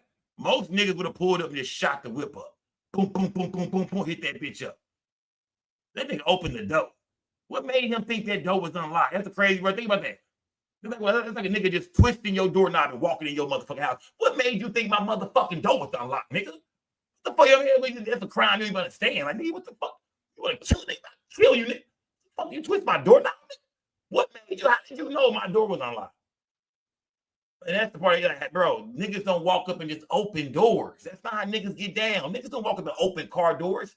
Far as you know, if T Grizzly is in his car, you might open that door and be looking down a motherfucking barrel, nigga. Far as you know, you might open that door and be looking, nigga, 3 guns pointed at you. Nigga, what made you so sure and so confident to walk up and open the goddamn door, not knowing what was going to be on the other side of it? Especially T Grizzly. I'm sure that nigga should have a pistol in the car or something. My driver got a gun. It's a gun in that car. And you felt bold enough to walk up and take your time and open the door up, then shoot. I don't know, gang. To a street nigga, that don't make sense. To all my real street niggas here tonight, we know niggas don't move like that. If a nigga to drop on you like that, the car is sitting still, y'all some sitting ducks. I'm finna shoot this bitch up. Now, some people might say, what if the car was bulletproof? You did? What if the car was bulletproof? If the car was bulletproof, then okay, I can understand niggas maybe open the door. But if the car is bulletproof, that's not how niggas gonna move. Niggas gonna wait for you to get out that hoe. Look at Young Dolph, rest in peace. Come on now, let's take it to the streets. Look at Young Dolph, rest in peace. Niggas wait for to open no door. It's bulletproof. We're gonna wait for him to get out that bitch. Just simple as plain, just simple as that. He gotta get out that motherfucker. Unless he got a bulletproof hat on, we on that nigga ass. Something ain't right about nigga opening the car door, gang.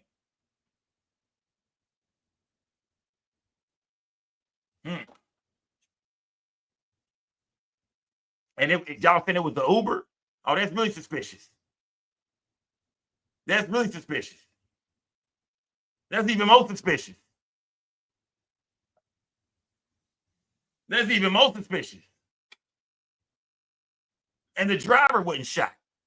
You open the door, you don't see T Grizzly, but you shoot the goddamn girl and you don't shoot the driver.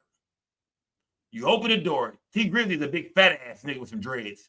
You don't see your target at all, but you just hit the woman. Why not shoot the driver in the back of his motherfucking head? I mean, we just chilling shit.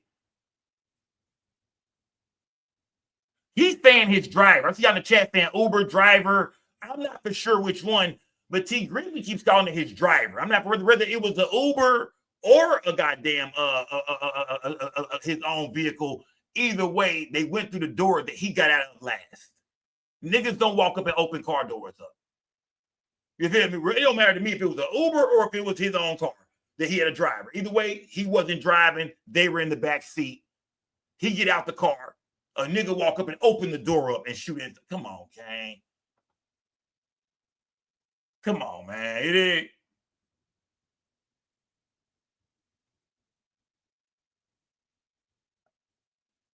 Yeah. You don't see this big ass nigga get out the car?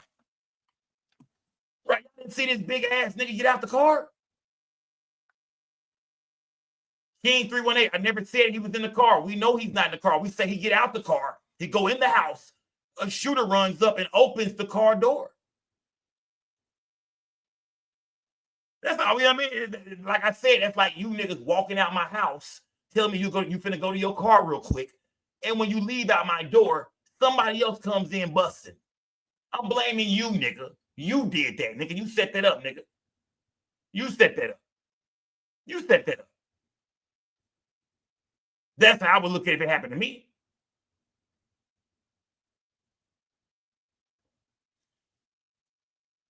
His auntie said he was in the house. Yeah. His auntie said on the stand, auntie said that he didn't run to the window when the shots when the shots went off. He said he was inside the house. Then him and his cousin runs out the house. His cousin got a gun. Him and his cousin run outside. So it sounds like to me he's saying, or the auntie is saying, he's in the house. It's like he's saying he got to the door and knocked, and the minute it opened up, he hear gunshots. So is the nigga standing in the house with the door closed or the door open? Did he close it when he heard the shot? I'm not for sure. But either way, the shooters ran out. Because remember, he said it took my auntie them a long time to come to the door. So that means you was on that porch for a minute. Or however it's set up, you was there for a minute. Niggas didn't see your big ass by that door. Not only are you there, you bring attention to yourself. I know they got a doorbell. Not in Detroit. Niggas not. Detroit, nigga. Ain't no motherfucking doorbell in Detroit. You over there beating on the door, nigga, big ass chains on probably in the hood. Beating on the door and shit. They don't see your big ass at the door. They open the car door and shoot her. You just went inside. I'm I'm not saying T Grizzly is guilty at all, gang. I'm not here to put no case on this nigga. I'm just saying the whole thing sounds kind of fucked up, a little suspicious. Smash the like button, gang. This is T Grizzly telling the story about what happened the night his manager was murdered. Y'all smash that like button, man. How do y'all feel about the story he tell? Like I said, to me, my driver ended up calling me like and told me what happened. So basically, what happened? They walked up to my door and opened my door. You know what I'm saying? Some niggas opened my door, trying to get at me. Ended up hitting her up. Where'd they hit her on the body? They hit her on her side and her arm. She didn't get hit in her face, and just all on her side. You feel me? How many on times? The side where her heart at. Oh yeah. Yeah, on the side where her heart at too. So that shit was fucked up. She got shot like that before a long time ago with my uncle. Okay. His car got shot up, and she got hit in the exact same place, but she lived. You know what I'm saying? Because nah, Toy, I think you say that. She got shot before. I know what she did. Seemed like she always around the wrong niggas in Detroit. She was around his uncle. They hit Uncle car up. She got hit up. She always in the way. Yeah, she always seemed like was somebody looking for her or niggas been chasing her down for the last year trying to murder her. I don't know. I can't take it off the table and say that maybe somebody was looking for her. Can't take it off the table. But every time she gets shot up, she be with the niggas. What a coincidence. She ain't got hit up by herself yet. Nigga ain't showed up at her house. Nigga ain't shot her car up yet. She always with somebody else when she get hit up. Oh, poor lady, man. Smash that like a poor motherfucking lady. She went straight to the hospital. Okay. Y'all smash that like straight to the hospital as soon as it happened. But was she alive when did she die on the scene or the hospital? I don't even. I think that no. She died at the hospital. She was still alive. She was still breathing and everything. She called me. She called you while she was shot. She called me. What'd she say? I was trying to talk to her. I didn't hear what she was saying. Oh, she couldn't really form no words. You know what I'm saying? But like niggas was coming for me because they opened my door. Okay. And was shooting in the car. They hit her 8 times though. Nikki just said, why would they go to his aunt's house if they looking for her? Right. I mean, come on, Jack. Like, I'm not here to put no case on no nigga. I'm not doing it. We just breaking down what's online, what's out there. It's awkward. They went to because it sound like to me like that's the spot. You know what I mean? Y'all saying his uncle that lived at the spot, that him and his uncle didn't even fuck with each other, and all of a sudden he wanted to go over there and make it right with his uncle. Like, he don't even go over to these people's house like that all the time. Like, he don't even, these some family members he don't even fuck with like that every day. I'm not saying that's true or not. I don't know if that's true.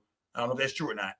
But when niggas do got paper, got bread, be moving around, doing shit, niggas don't be stopping by the house like that. Niggas don't be seeing their people like they should. You know what I mean? Maybe he was going by there, he hadn't seen him in a while. Maybe he wanted to stop by and say what's up. But what a coincidence, a stop he made is somewhere he really don't go like that. She just assumes the house is nasty and don't want to go inside. I mean, it is Detroit. And shout out to Detroit. Take that part back. I take that. Take that last part back, y'all. Take that last part back. It's gonna be some shit I say y'all can keep. Some shit I say y'all throw away. Throw that last part away. Shout out to Detroit. Shout out to Detroit. But yeah, to me, I don't know, gang. We can debate this all night. And you have no idea where this came from? No, I ain't got no idea where it came from, but it ain't even matter where it came from. I felt like everybody was a suspect.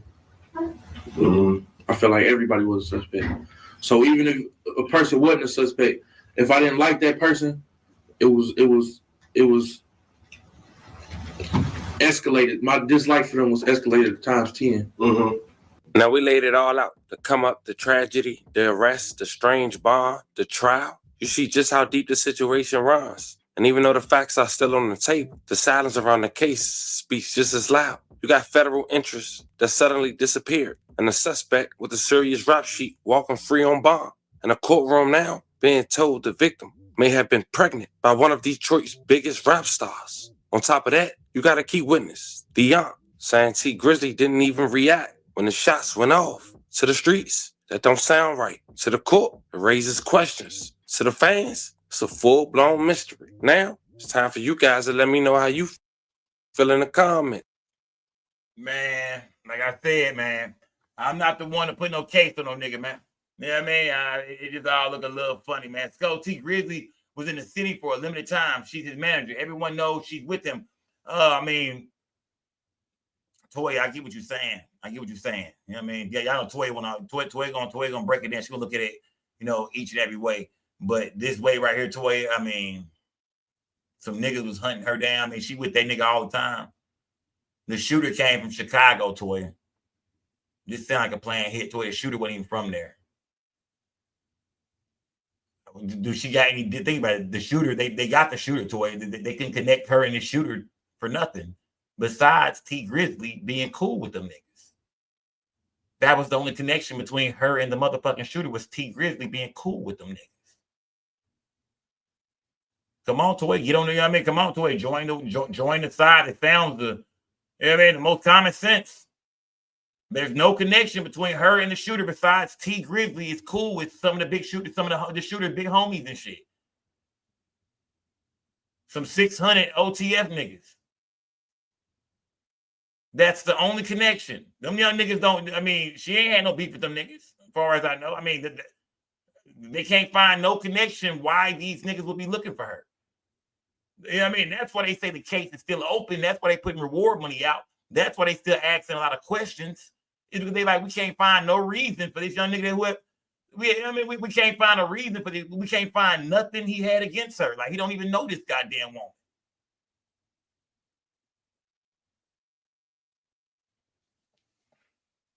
I don't know, gang. I mean, I don't know. I'm not, like I said, I'm not saying he's guilty at all. This could be a big ass coincidence. Maybe for some reason, the nigga just wanted to kill her. I mean, she managed a few artists. Detroit niggas. The Chicago nigga come. Not in a stolen vehicle, too. Come on, man. In a stolen vehicle. I mean, the nigga sound like he was prepared. The nigga shot from Chicago or whatever. I don't know if he got the car from New York, Chicago, where he got it from. The nigga shoot from Chicago to Detroit, complete a mission, and dip back. That's a hit. That's a hit.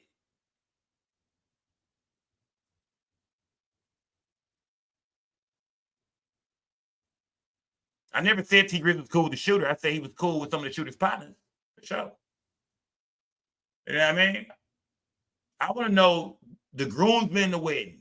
I want to know, does he still support the young nigga who locked up right now? Like, do he put money on the nigga books? Do he still fuck with the nigga? Do he take calls from him? I mean, maybe he don't. It would look very, very suspicious, maybe. Nobody wants to be connected with a nigga who's committed a murder or something. You know what I mean? So, I can't say, but I don't know, gang. Smash the like button, man. Let's get into that a little bit more, man. Let me go over. Let me see. Hold on. Let's get into this shit a little bit more, man. Let me see. Hold on. Let me go over here real quick, man. Let me just ugly ass nigga Flacco put out. Flacco was saying some shit earlier. He did an update on this shit. And let me see what this nigga Flacco was saying. Who this nigga look like, man? Who this nigga Flacco look like? Gerald Levert looking at him. Smash that like button, gang. Smash that like button. Of T Grizzly's auntie Jobina. Smash that like button. I've been diving deep into the conspiracy, trying to figure out what's true. What's true about this conspiracy? And the conspiracy that I'm referring to is the conspiracy that T Grizzly enlisted the help of Chicago dudes that he knew to murder his aunt Jobina Brown, who he impregnated to make that scandal go away. Get Denise the time out. To retain back his master's from her. I've been trying to uncover what's true about this and what's not true about this. Hold on. Let me see something. Jobina Brown. And the conspiracy that I'm referring to is the conspiracy that T Grizzly enlisted the help of Chicago dudes that he knew to murder his aunt Jobina Brown, who he impregnated to make that scandal go away and to retain back his masters from her. I've been trying to uncover what's true about this and what's not true about this. There's a lot of inconsistency in this story, but the one thing that's consistent, after speaking to a lot of people, receiving information from Jobina Brown's camp, from people within T Grizzly's camp, after having information from them transfer over to me, the one thing that is consistent, it's not looking good for T Grizzly. That's the only thing that's consistent. He just made all that Brown, shit up. The manager and aunt of T Grizzly was blogger niggas be tripping. After talking to people from her camp and people from his camp, it's not looking good. Nigga, shut up, nigga. Nobody niggas telling you that kind of shit. Smash the like button, gang. Shot and killed in Detroit on Smash the Tuesday like night, button. August 20th. Comments about her death began surfacing Wednesday, August 21st on social media before her passing was confirmed by TMZ. According to law enforcement sources, a shooter opened fire on Grizzly's Cadillac Escalade while the vehicle was traveling around Detroit. The gunman allegedly approached on foot and shot Brown, who was sitting in the back seat in her left side. Grizzly was reportedly riding in the passenger seat and got out of the vehicle as the shooter approached. The driver said the attacker fired 3 or 4 shots and noted that Brown screamed before the gunfire began. Brown was rushed to a local hospital but died from her wounds. She was 41 years old. Police don't know if Grizzly was the intended target of the attack. He and the driver were unharmed. From my perspective, hold on. So T Grizzly is in the passenger seat, she's in the back seat, and it's the driver beside him then, of course. So you mean to tell me the shooter actually opened the door where T Grizzly was sitting there and shot into the back seat? Went past the gun, waved the gun past the driver and went to the back seat. Boom, boom, boom. Looks at the driver, lets him live, and runs off. Whatever this is about, gang, whether it was for her, T Grizzly, set up, no setup, they was there for her for sure. They was there for her. They pulled up the gun, her down for show. She was the intended target for show. Because like I said, if that's true what this woman said, I'm not, I gotta look at the court dockets to see what's going on and see how this played out. Did he open was T Grizzly in the passenger side? Because usually if y'all saying it's an Uber he was in. So usually people sit in the back seat of an Uber. But he a big nigga, so maybe he had to sit in the front. I don't know. Usually big niggas sit in the front of the back. So a big nigga in the front. I don't know. But either way, it's not they open the door and the driver is right there. Yeah, I mean, if it was just a random killing, if they looking for T Grizzly and they open the car and he ain't in there, and they say, fuck it, we gonna shoot anyway, then why not shoot the driver too? Since we just knocking shit down. The target ain't in here. And if she's the target, who put this young Chicago nigga up to it? You know what I mean? They found a motive yet to why he did this. Smash that like button, gang. Smash that like button, man. You did, man. Entire story Talk to me, chat. Talk to the first and only suspect who has been arrested so far was arrested 2 months after the incident. When Wu Thing, aka Wu 600 from Chicago, was initially arrested for the murder of T Grizzly's auntie, Jobina Brown, the streets of Detroit was talking almost immediately. People was calling this a backdoor from the very beginning.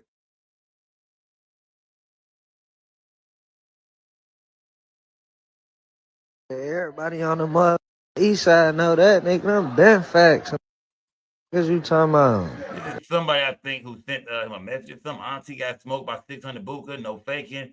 How you know? Let me T Grizzly manager. Okay, let me see. I'm not for sure when this was, though. I'm not for sure when this How the was. You don't know? What you mean? And who is this nigga? This nigga. You know that everybody who killed everybody and popped everybody, but you don't know how Sunday got down on auntie though. Bro, what kind of crime reporter is you? What you mean? People initially thought when people in Detroit was calling it a backdoor, they were referring to OTF or 600 backdooring T Grizzly. Because at the time, T Grizzly was really close with OTF and 600 through Buka 600. So when a 600 member murdered his auntie, people thought, man, the OTF or 600 like backdoor T Grizzly? It wasn't until time went by and people began to put the pieces together. Like, hold on. OTF or 600 couldn't have backdoored T Grizzly because the killer of T Grizzly, Wu Thing, was arrested in 2019. In 2022 or 2023, T Grizzly did a joint album with Lil Durk. In 2024, T Grizzly made Buka 600 right-hand mans with the killer Wu Thing his groomsmen for his wedding. So T Grizzly was becoming closer, like probably closer than ever with the alleged parties that murdered his auntie. So it couldn't have been a backdoor, because if it was a backdoor, if he felt like his life was in danger, because T Grizzly did multiple interviews saying that they were coming after him, that the shooters opened up the car door looking for him.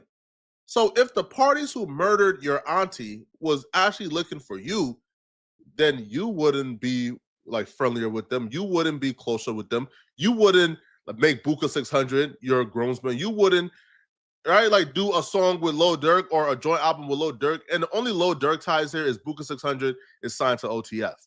But Lil Durk has nothing to do with this whatsoever. So that's when the theories of, okay, maybe T Grizzly backdoor his auntie. Maybe T Grizzly set his auntie up to be killed.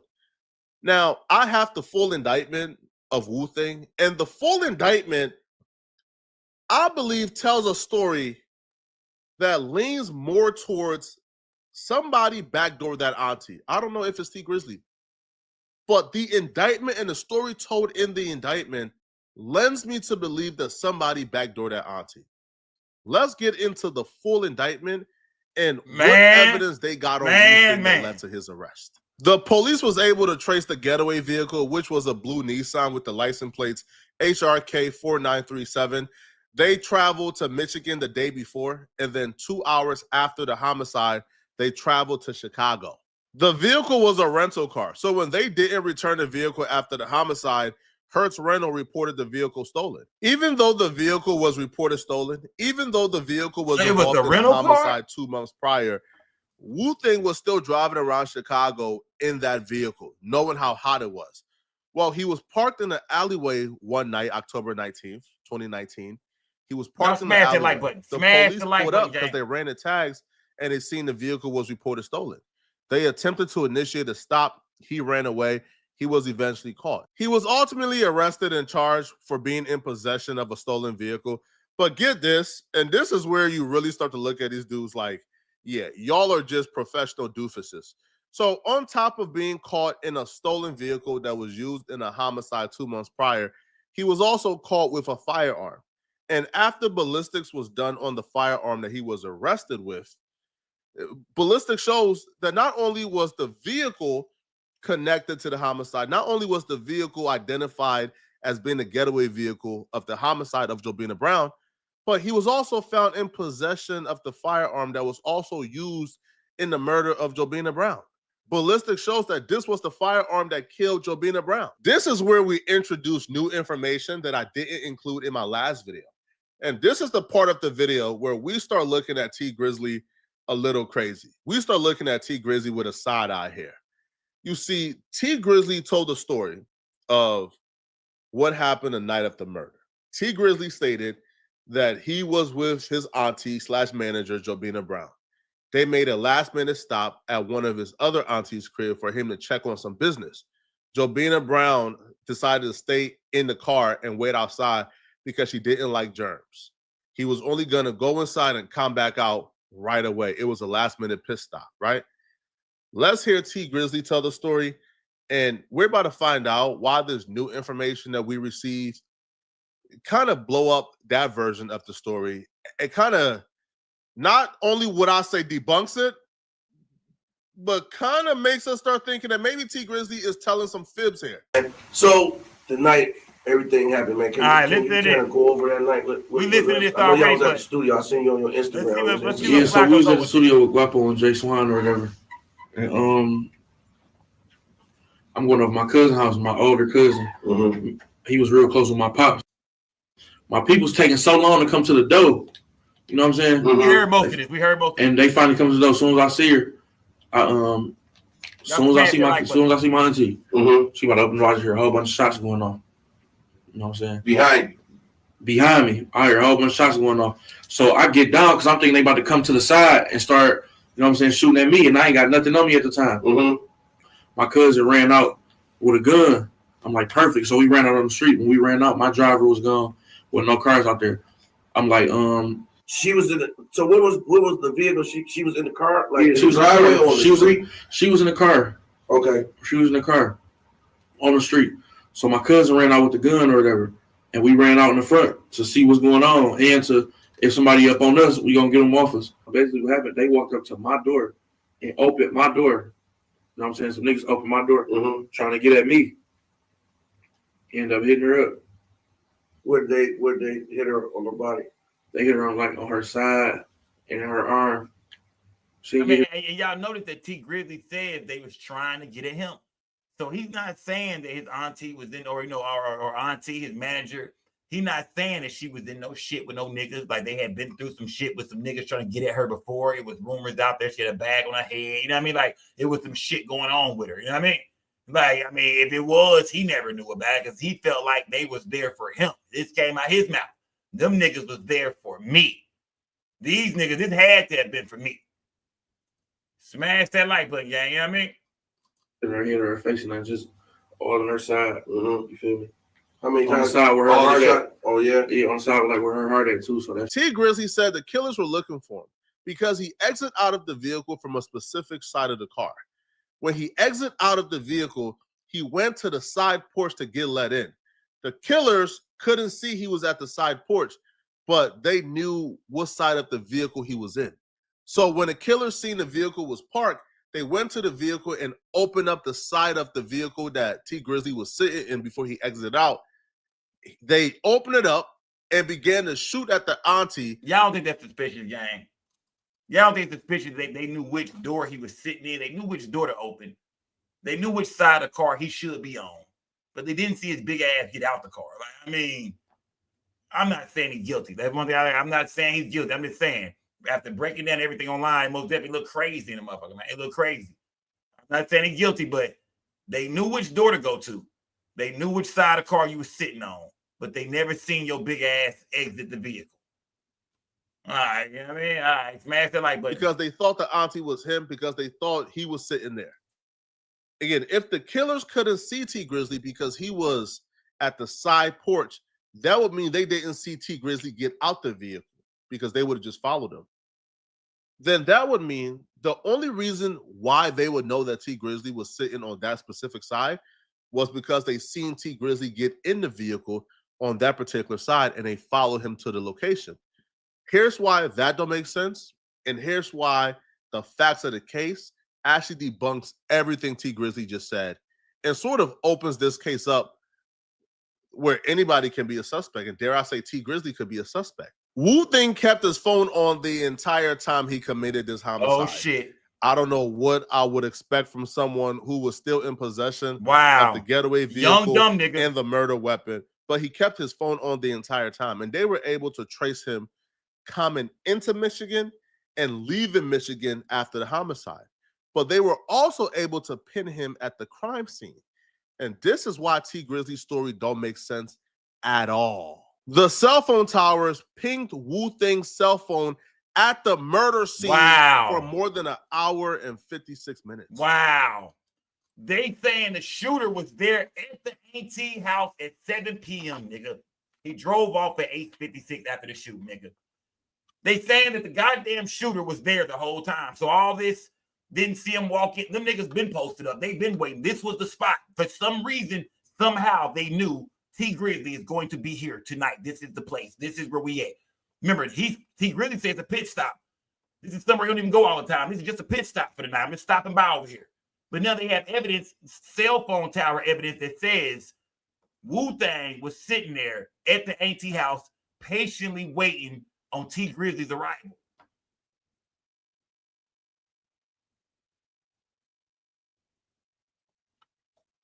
Explain that, gang. Please, somebody explain that. Why would he be there an hour and a half before T Grizzly even get there? How did he know to go there? I'm not putting no case on T Grizzly. We just breaking down what's online. How would he know to be there waiting, gang? How the fuck did he know T Grizzly was going to make a pit stop real quick? Remember, he said, I'm in and out. In and out. Why would he know to be at this spot that T Grizzly is never at? He's going to be in and out.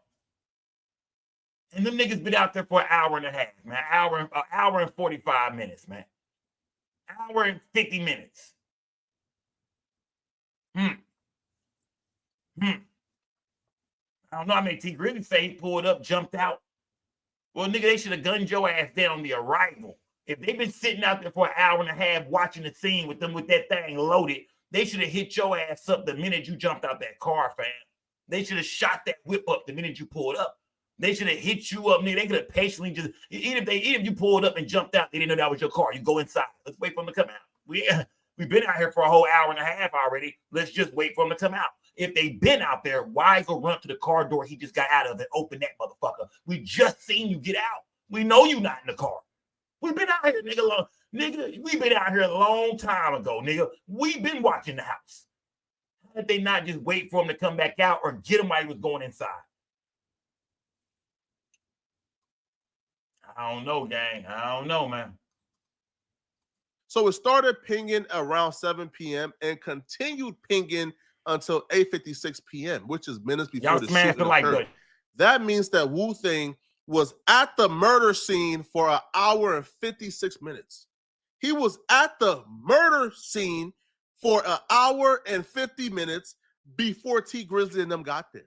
So he was hiding out. He was waiting. He was expecting them to come to that location. How did the shooter know that T Grizzly and his aunt was gonna be at the location if the location was an impromptu stop? If the location was hey, yo, let's stop right here real quick. How did they know to wait out at that address for an hour and 56 minutes waiting for them to show up? It doesn't make sense whatsoever. And also, if they was at the location for an hour and 56 minutes, then they seen T Grizzly get out the vehicle, which will make sense. They didn't see him get in the vehicle because they wasn't at the location when he got in the vehicle. But they seen him get out the vehicle. They seen him walk to the side porch, which is why they came over, opened up that car vehicle knowing he wasn't going to be there, and began shooting. Man, you can't make this shit make sense, gang. You can't make it make sense. You can't, because if they knew which door to open up, then that means they watched him get out the fucking car. They didn't point, but if they knew which door to open up, they watched him get out the car. If they knew which vehicle he was in, he pull up to get out the vehicle. They knew it was the vehicle so much they ran up on that bitch and opened the door to it. Remember that? They believed it was the vehicle so much. I told y'all, I said, man, ain't no street nigga opening no motherfucking car though, gang. That's one thing niggas take the streets all the time. Never run up on no nigga in his car. You don't run up on no nigga in the whip. You can't even see inside that motherfucker, man. Or even if you can, you don't know what nigga got. Nigga got a burner right in his lap. You don't know. Never run up on a nigga car playing. So you ain't tell me y'all niggas creep out or you creep out. One nigga creep out, probably had a hoodie on and shit like that. Walked around his nigga car, opened the door, and got the and reached in the back seat or straight across and got the bus. Didn't shoot the driver at all. Even though you see T Grizzly is not in the car. Damn, we didn't get him. We're gonna get somebody. Why not shoot her and the driver? Even if it's an Uber driver, we don't know who. We don't know that. We don't know who this person is. We don't know who they what they mean to you. Shoot his ass too. Her, him, whoever it was. Why not shoot them too?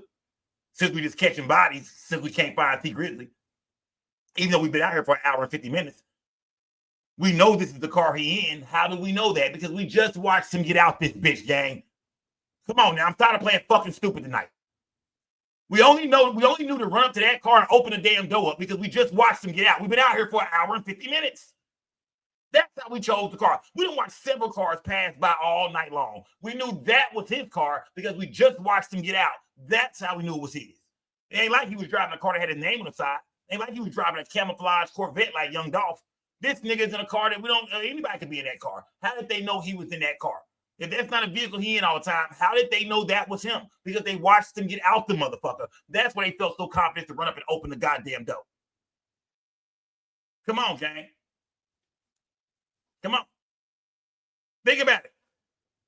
If this is my kinfolk and she get murdered like this, man, I'm on T Grizzly ass, man. I don't give a fuck what y'all say. If that's my kinfolk, my sister, my uncle, my cousin, whoever, nigga, I'm on T Grizzly ass, man. I think you have something to do with this shit, look like, bro. I'm not putting a case on them, but it just don't make sense. If them niggas been outside and they knew what vehicle to run up on, how did they not see him? Smash that like button, gang. Yeah, smash that like, but some ain't adding up. This is just my theory, people. And begin shooting. Let's go. This is the only story that makes sense, people. The only story. I'm not saying T Grizzly is responsible for backdooring his auntie. I don't know. I'm saying T Grizzly's story got to start adding up, people. It got to start adding up. How did the killer know to wait out at that location for an hour and 56 minutes if the location was an impromptu stop? The killers was at the location. You got out. They could have easily haunted you down, went and got you from the side porch. They watched you exit out the vehicle. They was at the location. And they let you go away. And they came and killed your auntie. What beef would they have with your auntie? That's what I said. It doesn't make sense, people. It doesn't make sense. I mean, where is the fucking motive at, gang? This nigga been locked up for 5 years, whatever.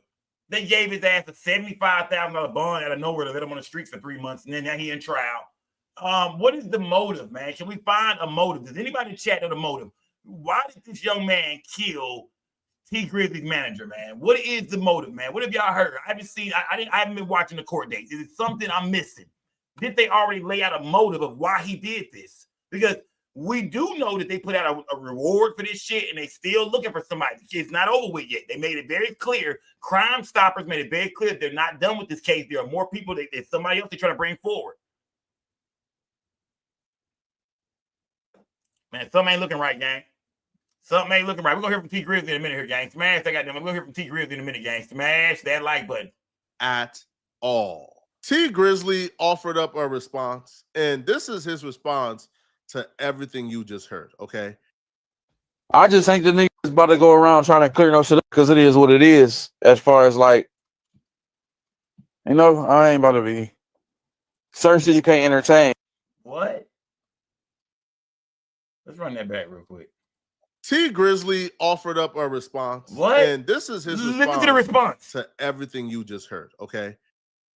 I just think the niggas about to go around trying to clear no shit up because it is what it is. As far as like, you know, I ain't about to be certain shit you can't entertain, bro. Especially when it's absolutely nonsense. You know what I'm saying?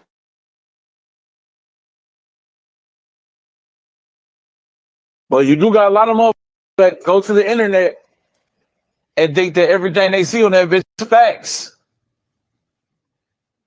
It's not a place for facts.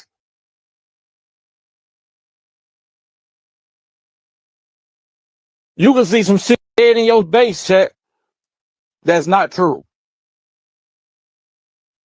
So you think you can't be fooled by the fucking internet, bro? Bullshit. So what will the motive be for T Grizzly? That nigga look terrified, bro. That nigga look terrified. I'm calling a motherfucking spade a spade tonight, man. I'm not saying this nigga did this shit at all. Yeah, I wasn't there. I have no idea. I'm not putting no case on this nigga. I'm just saying when it comes to what's being said online and the way I'm seeing this nigga react and the story I'm hearing him tell and shit like that, that nigga look scared to the bitch. Right there. Big baby Davis look, yeah. Big baby looking at him. Yeah, the nigga look terrified. The nigga look nervous. The nigga look shook up, man. Because if this is some nonsense to me, if this is some bullshit, I'm not even bringing this shit up, nigga.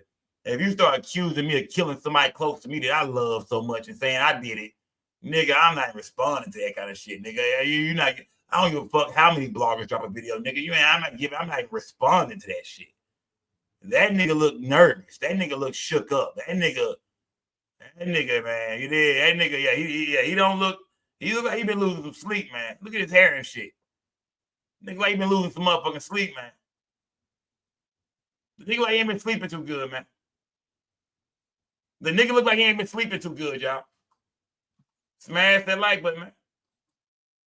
If I'm in her family, I might be, we might be kidnapping this nigga. We might make some questions out. You hook your ass to a lie detector with a pistol to your head, nigga. We need to talk to you, nigga. If I'm her brother, if I'm her uncles, we need to talk to you, my nigga. We need to talk to you, fam. Something ain't right. We need to holler at you, my nigga. I'm looking at it from that point of view. What if you this woman family? You hearing all this shit, y'all? What if you her brother, her kinfolk, her son, whoever, and you hearing this kind of shit? What you gonna say? Oh, he ain't got nothing to do with killing my mama, nigga. I ain't saying he did, but damn, nigga, why did that young nigga kill your mama, fam? Ain't no motive behind it. We don't know why. There's nothing there. Nobody has a fucking clue to why this young man did that. Nobody. He just drove from Chicago, or to goddamn me, or from Michigan to Detroit or whatever. And I know he drove from Chicago to goddamn Detroit and just murdered this woman in cold blood, shot her 8 times, made sure she was dead. Didn't shoot nobody else. Been outside for an hour and 50 minutes. Completely never shot at T Grizzly not one time that whole night. Seen the big ass nigga get out the car. Could have waited for the big ass nigga to come back to the car. Look how big he got hit up. You could have shot the car up and killed him. Fat niggas ain't hard to hit. Just shoot at the door. Man. So you think he can't be fooled by the fucking internet, bro. Bullshit. So what will the motive be for T Grizzly? You know, to do this to his auntie, the backdoor, his auntie / manager, and they're not blood auntie. Now, I talked to someone who was literally at the funeral of Jobina Brown. They were at the funeral, bro. Yo, I was told even at the funeral, people were suspecting T Grizzly because he did like interviews where like people close to the situation were kind of concerned about the stories kind of not really matching up in certain, in some interviews. I think in one interview, like T Grizzly said, yo, it was like a drive-by. They came and shot it up. Then the next interview, they said, they came and opened up the door to look for him and then shot the auntie.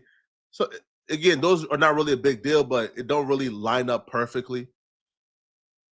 I was told from someone particular that even when Jobina Brown and this person would be talking or getting close, T Grizzly would get jealous. That at times, like T Grizzly would kind of get jealous. And Jobina Brown would tell this person, yo, T Grizzly, keep asking me about you, keep asking me why we're talking, blah, blah. And Jobina Brown will confide in this person that she actually had an intimate relationship with T Grizzly. But the thing with this is, Jobina Brown is T Grizzly's uncle's wife who's in prison, I think. Again, don't quote me on this, but I think the uncle is in prison. I think Jobina Brown is the uncle's wife. She's not blurry. Is that true? Is that, can anybody else confirm that? Because besides what Flacco showed with the cell phone tower evidence, everything else I'm just kind of hearsay, I feel like. I don't know, was he fucking her? I don't know. Was she pregnant by him? I don't know. I mean, was that his uncle's wife?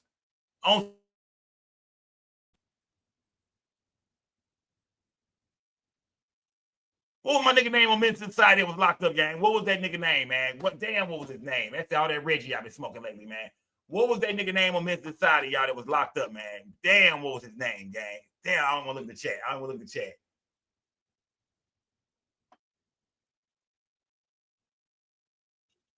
What was that nigga that Parnell? Damn, Parnell. Damn. Goddamn Parnell. Goddamn. Yeah.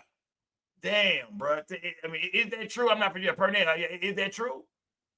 I'm not for sure. Like I said, I'm not going off what Flacco's saying on that part. I don't know if that's true or not. I don't know if that's his uncle's wife. It could be. I have no clue. I don't know if she was really confiding in anybody and all that shit right there. That's just the hearsay shit when I look at blogs. But I will go. All I did see tonight was the fact that the shooter was outside for an hour and 50 fucking minutes. That we seen that. That's the part that really makes you say, what the fuck? All the rest of this shit is hearsay. Smash that like button. Yes, Flacco is a ugly ass nigga. Smash that like button. But she's related through marriage, I believe. So smashing the uncle's wife allegedly got her pregnant. According to courtroom reporters, that that was allegedly brought up the first day of trial. That Jobina Brown could be pregnant for T Grizzly's baby. That's a motive. The uncle is in prison. That's not a motive. I mean, if that was court records, then I think you would have showed that, Flacco. You know what I mean? I think that should be in court records that she was pregnant. This woman was pregnant. It was possibly his. If a woman is pregnant, don't you get murdered? Does it matter how far along she is? Or if you kill a woman that's pregnant, it's counted as a double homicide? Let me know in the chat, gang. Does it matter how far along a woman is? Or if she's pregnant, if an autopsy says this woman was indeed pregnant, she was carrying a seed, is that a double homicide? Let me know in my chat right now. Talk to me, chat. Would that be two bodies? Would that be two bodies if an autopsy showed that she was pregnant? Would that have been double homicide?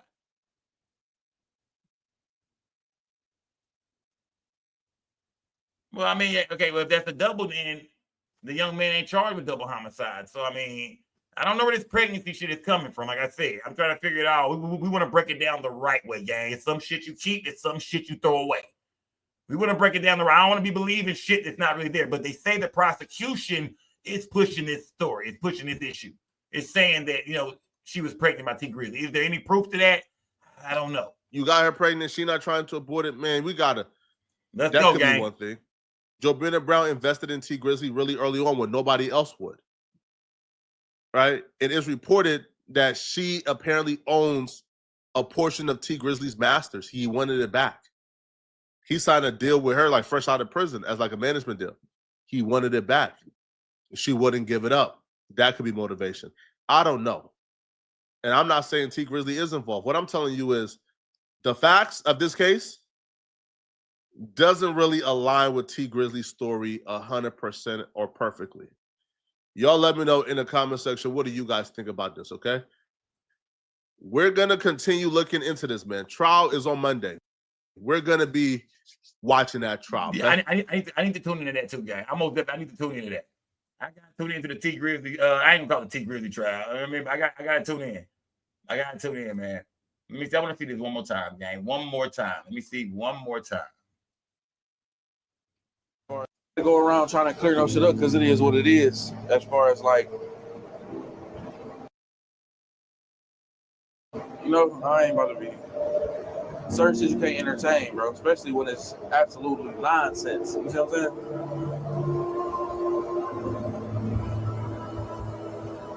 But you do got a lot of motherfuckers though that go to the internet and think that everything they see on that bitch is facts. It's not a place for facts.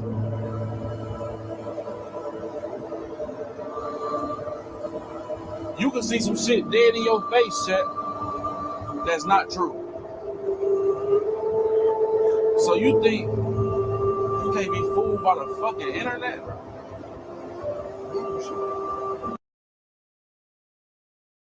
I don't know, gang. How y'all feel, man? I don't know. I'm trying, man. I'm trying. About to go around trying to clear no shit up because I don't know how y'all feel, gang. I don't know, gang. How y'all feel, man? I don't know, man.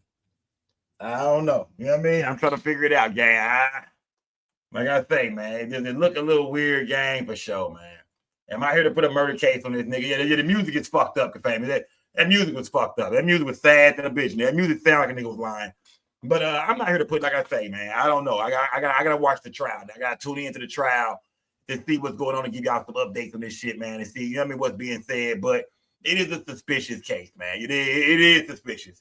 For T Grizzly to be going somewhere, y'all, you know, that nobody knew he was going. He was making a pit stop real quick at his kinfolk house, somebody's house he don't really go to that often. And for it to be a shooter outside that home waiting for an hour and 50 minutes, almost 2 hours, the niggas show up. You know what I mean? The shooter jump out. Remember, people are saying in the chat, well, maybe the shooter fell asleep, this and that. Nah, he knew what car the nigga was in. How did he know which car? For him to run up and grab the door and open the car door, that means he knew for a fact T Grizzly, this is the vehicle T Grizzly is in. This is the car he just got out of. It is. We've been here the whole time watching. We watched him get out this motherfucker, fam. When the car pulled up, a nigga stood up. Oh shit, showtime. It's showtime. You did. It's showtime. Remember, I'm sure T Grizzly wasn't gonna have no communication with the nigga at all. You know what I mean? I'm sure T Grizzly understood that I don't have no text messages, no weird shit going on during this time. I'm sure they checking phones and shit. So the nigga had to go post up out there. He knew the date and time. Hey, be out there around this time, my nigga. Don't leave until you see us, nigga. Get the job done. He's been paid by somebody. The nigga drove from Chicago to goddamn Michigan, man. You know what I mean? The nigga was paid by somebody. That was the mission he was on. Young nigga riding dolo in a rental car. Got the pistol on. Got the murder weapon. I'm ready to go. They catch this dumb nigga, months later with the same goddamn car that's now a stolen car. A Hertz rental car they never turned back in. This dumbass nigga still sitting in the car. He got the goddamn murder weapon with him. This dumbass nigga pulled up to the goddamn murder scene 2 hours early. Like, you know what I mean? Like, he trying to impress niggas and shit. I'm here early, boss. Yeah. He trying to get another job and shit, nigga. I was there early, nigga. You know, whoever was his commander, whoever he was talking to, whoever he was reporting back to, you know what I mean? Whatever happened, whether T Grizzly had the shit set up or whatever, whoever sent that young nigga out there, he was trying to impress him. I'm here early, boss. I got here at 7, nigga. Sit out there all night long. I'm sure the minute he seen that car pull up, he knew which car it was. He set up. It's showtime, nigga. Here it is. He watched T Grizzly get out the car. Why not wait for him to come back? I don't know, gang. It is. Yeah. I don't know, man. Just like I said, I'm not here to put a case on T Grizzly. T Grizzly could be innocent than a motherfucker, man. Maybe it was just all a big coincidence, man. Somebody wanted his manager dead. You know what I mean? Because that's the way we got to be looking at it. You know what I mean? To know the nigga was out there for an hour and 50 minutes but didn't get T Grizzly, At this point, we can only say, well, they was going after her. But then we got to ask, well, where the fuck is the motive? It's been 5 years, 6 years since the nigga been locked up. Have they laid the motive out yet to why the fuck this young nigga wanted this woman dead? When y'all find that out, check in with me. Until then, this shit sounds suspicious. Until we can get a good motive that has nothing to do with T Grizzly, or maybe it do. But we gotta get a motive like this woman would be wanted dead by some niggas, mainly that young nigga, a Chicago nigga. Huh? Yeah, when that car pulled up, he set up, nigga. He been there for 1 hour and 50 minutes, nigga. That car pulled up, a nigga on a mission. Shit, that nigga set up, nigga. Shiesty down, nigga. Hoodie up, nigga. Let's get busy, nigga. T Grizzly goes in the house, literally, what, 45 seconds, 30 seconds later, here he comes. But he been out here all night. Lights, camera, action. Come on, gang. Something don't sound right. Like I said, maybe T Grizzly is innocent. Maybe this shit is all coincidence. I mean, they ain't locked him up. It is. Been 5, 6 years. They ain't locked him up. So, I mean, obviously the young nigga ain't ratting on whoever put him up to this. So, I mean, obviously the young nigga keeping it solid on some, but then again, he gave him a $75,000 bond, let him on the streets for 3 months. He back now, but he's going to trial. So you feel like, well, if he's going through a full trial, then I mean he's not cooperating. He's just saying, I guess he didn't do this. You know what I mean? If he took a plea deal to rat out T Grizzly or anybody else, he wouldn't be going through a trial right now. So I gotta tune into the trial, man. You know what I mean? Yeah, King Micro, I said the same thing about Yella Beezy earlier. I said what niggas thought about Yella. So much time that went on, the niggas was locked up. But remember, in the Yella Beezy case, none of them niggas went to trial first. These young niggas already in trial, you know what I mean? And T Grizzly is still got arrested. Them niggas was all sitting in the feds and shit on some more shit. Then they got Yella. So, you know what I mean? It's a little different. It's a little different. But either way, gang, like I said, man, I got to start watching the trial, man. I got to start, you know what I mean, checking it out, man. It is what it is, gang. You know, like I said, I don't break the news. I just break the news down. I'm not here to paint no picture of shit. We just going off everything that's out there, what's online, what's going on in court, what the evidence is showing. And we're going to talk about it and break it down, gang. I'm not here to pay. I'm not the prosecutor. I'm not the judge. I'm not the motherfucking jury. I'm just a nigga with some common sense online and say, hey, let's look at it this way. But then again, I think some of y'all in the chat was looking at it a different way. And I like to pay attention to everybody's opinion and what everybody got to say. Like I said, none of us was there. None of them other bloggers was there. So we're not going to talk like we was on the crime scene and shit. We wasn't there, nigga. We have no clue. But at the end of the day, the evidence is the evidence. What's being said is what's being said. We got to keep what's real and what's not. Separate that shit. And shit, nigga, see what happens from there. But right now, this shit looks fishy on T Grizzly. And if I'm her family, that's how we looking at it. Like, man, nigga, something ain't adding up, my nigga. You need to come holler at us, fam. If I'm her son, her uncle, her brother, whoever, you need to come holler at us, Grizzly. Yeah, come pull up on us, nigga. Yeah, pull up. We need to chop it up. I know this is the 3rd time, but you need to pull up again, nigga. We know we interviewed you 3 times already. We know we done pressed your bitch ass 4 or 5 times, but it's time for the 6th, nigga. Pull up. There's some new shit done came out, fam. We need to ask you about this, my nigga. Pull your bitch ass on up, nigga. Don't make us come get you. Man. Either way, gang, the man that like, but man, somebody said it's too much AI faith for real. But I know the difference between AI and bullshit, man. I'm gonna tell you that right now. I know the difference between AI and bullshit. I can spot that AI shit out. AI don't make sense. They got a weird look to it. Yeah. I mean, AI is most definitely ruining the game. I ain't gonna say AI is great. AI is good. It's a gift and a curse. AI is good in some ways, and some ways it's just fucked up and just, man. But yeah, we need the AI shit every now and then. Shout out to AI. Salute to everybody good, man. The T Grizzly story, like I said, gang. I mean, y'all tell me what y'all think, man. Tell me what y'all think, gang. Take these motherfuckers off now, man. Tell me what the fuck y'all think, man. I don't know, man. Like I said, y'all know how I am. I like for shit to be just what it is, man. I'm not trying to, oh yeah, this had to have happened. But the way it looked like, nigga, something ain't right, T Grizz. It looked like something's not right. Something ain't adding up. Something ain't adding up, gang. Either way, man. Salute to everybody in the building tonight, man. Dope ass night. We broke a lot of shit down. Welcome back, Skull. Been gone for 2 days. I'm gone for 2 days. I think I've been gone forever, nigga. I'm back now. We got some more shit to break down. We waiting on some bullshit to pop off. Yeah, we waiting on some bullshit to pop off so we can break it down, gang. We are literally waiting on shit to happen, man. But we don't got to wait too long because some shit always pop off. Salute to everybody in the building, gang. It's Big Skull Gang and No Gang and Don't Bang. Remember, the Cowboys is the best team ever. All right. I ain't going to get my boy. I'm going to get my Cowboys tonight. Remember, we don't break the news. We just break the news down. And I'm out this bitch, man. Salute to everybody that donated tonight to the platform, man. Shout out to everybody, the rewatch gang, everybody gang. Salute to everybody, man. Let me see. What time is it? Oh, it's goddamn me 12:03. It's still kind of fucking early, right? It's a little early still. I think I got 1,700 in this bitch. Yeah, it's early, and I got 1,700 in this motherfucker still, man. Y'all fuck with niggas for real though. But we got some more shit coming up, gang. Real talk. Shout out to Finesse 2 times, man. I was with Finesse 2 times yesterday. Rainwater did a dope ass interview with him, man. Y'all remember we did the whole Mo3 video shoot with Finesse 2 times with little Trey Day and all that shit. So shout out to Finesse 2 times, man. Him and Rainwater got a wild ass interview coming out, man. I was there to watch the shit behind the scenes. Yeah, wild shit, nigga. Rainwater's a wild ass nigga, man. I asked that nigga some wild ass, disrespectful ass shit, nigga. I'm talking about nigga. Them niggas almost boxed up. It was once or twice where I thought them niggas was finna start boxing. I was like, oh shit, nigga, it's finna go down. But either way, man, salute to everybody in the building, y'all. I will be back tomorrow night, I'm sure, man. I'll be back, man. Salute to everybody in the building, man. Look up the Levon Harmon from Houston stories, go. Nosy Rosie, salute, gang. I'm gonna have to look that up. Put that in my inbox or something, man. Y'all follow me on Instagram. Follow me on goddamn Facebook. I'm gonna change my Instagram too. I'm gonna change my Instagram. Some of y'all can't find me because my name got too many fucking underscores in it. They done kicked me off Instagram so many times. I think I had 10 names. So I gotta find out a new way to do this shit, man. Instagram be fucking me over. It be crazy. I be posting shit that I find on Instagram. Like, now y'all hitting me up, and I'm posting shit that was already on the site, on the app. So yeah. Whether it's YouTube or Instagram, man, they always playing with your boy, man. But y'all know how we do it. It's Big Scope gang. We don't follow the rules. We gonna break everything down. We gonna light some gas while we do it.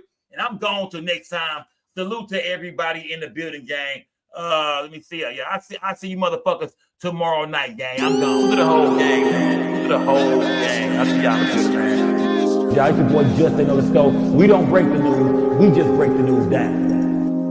It's most definitely Scope gang or no gang or don't bang.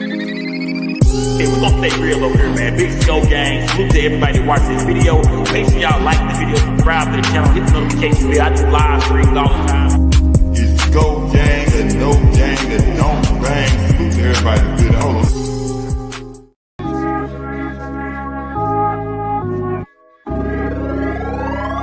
Hey, I keep it G at all times.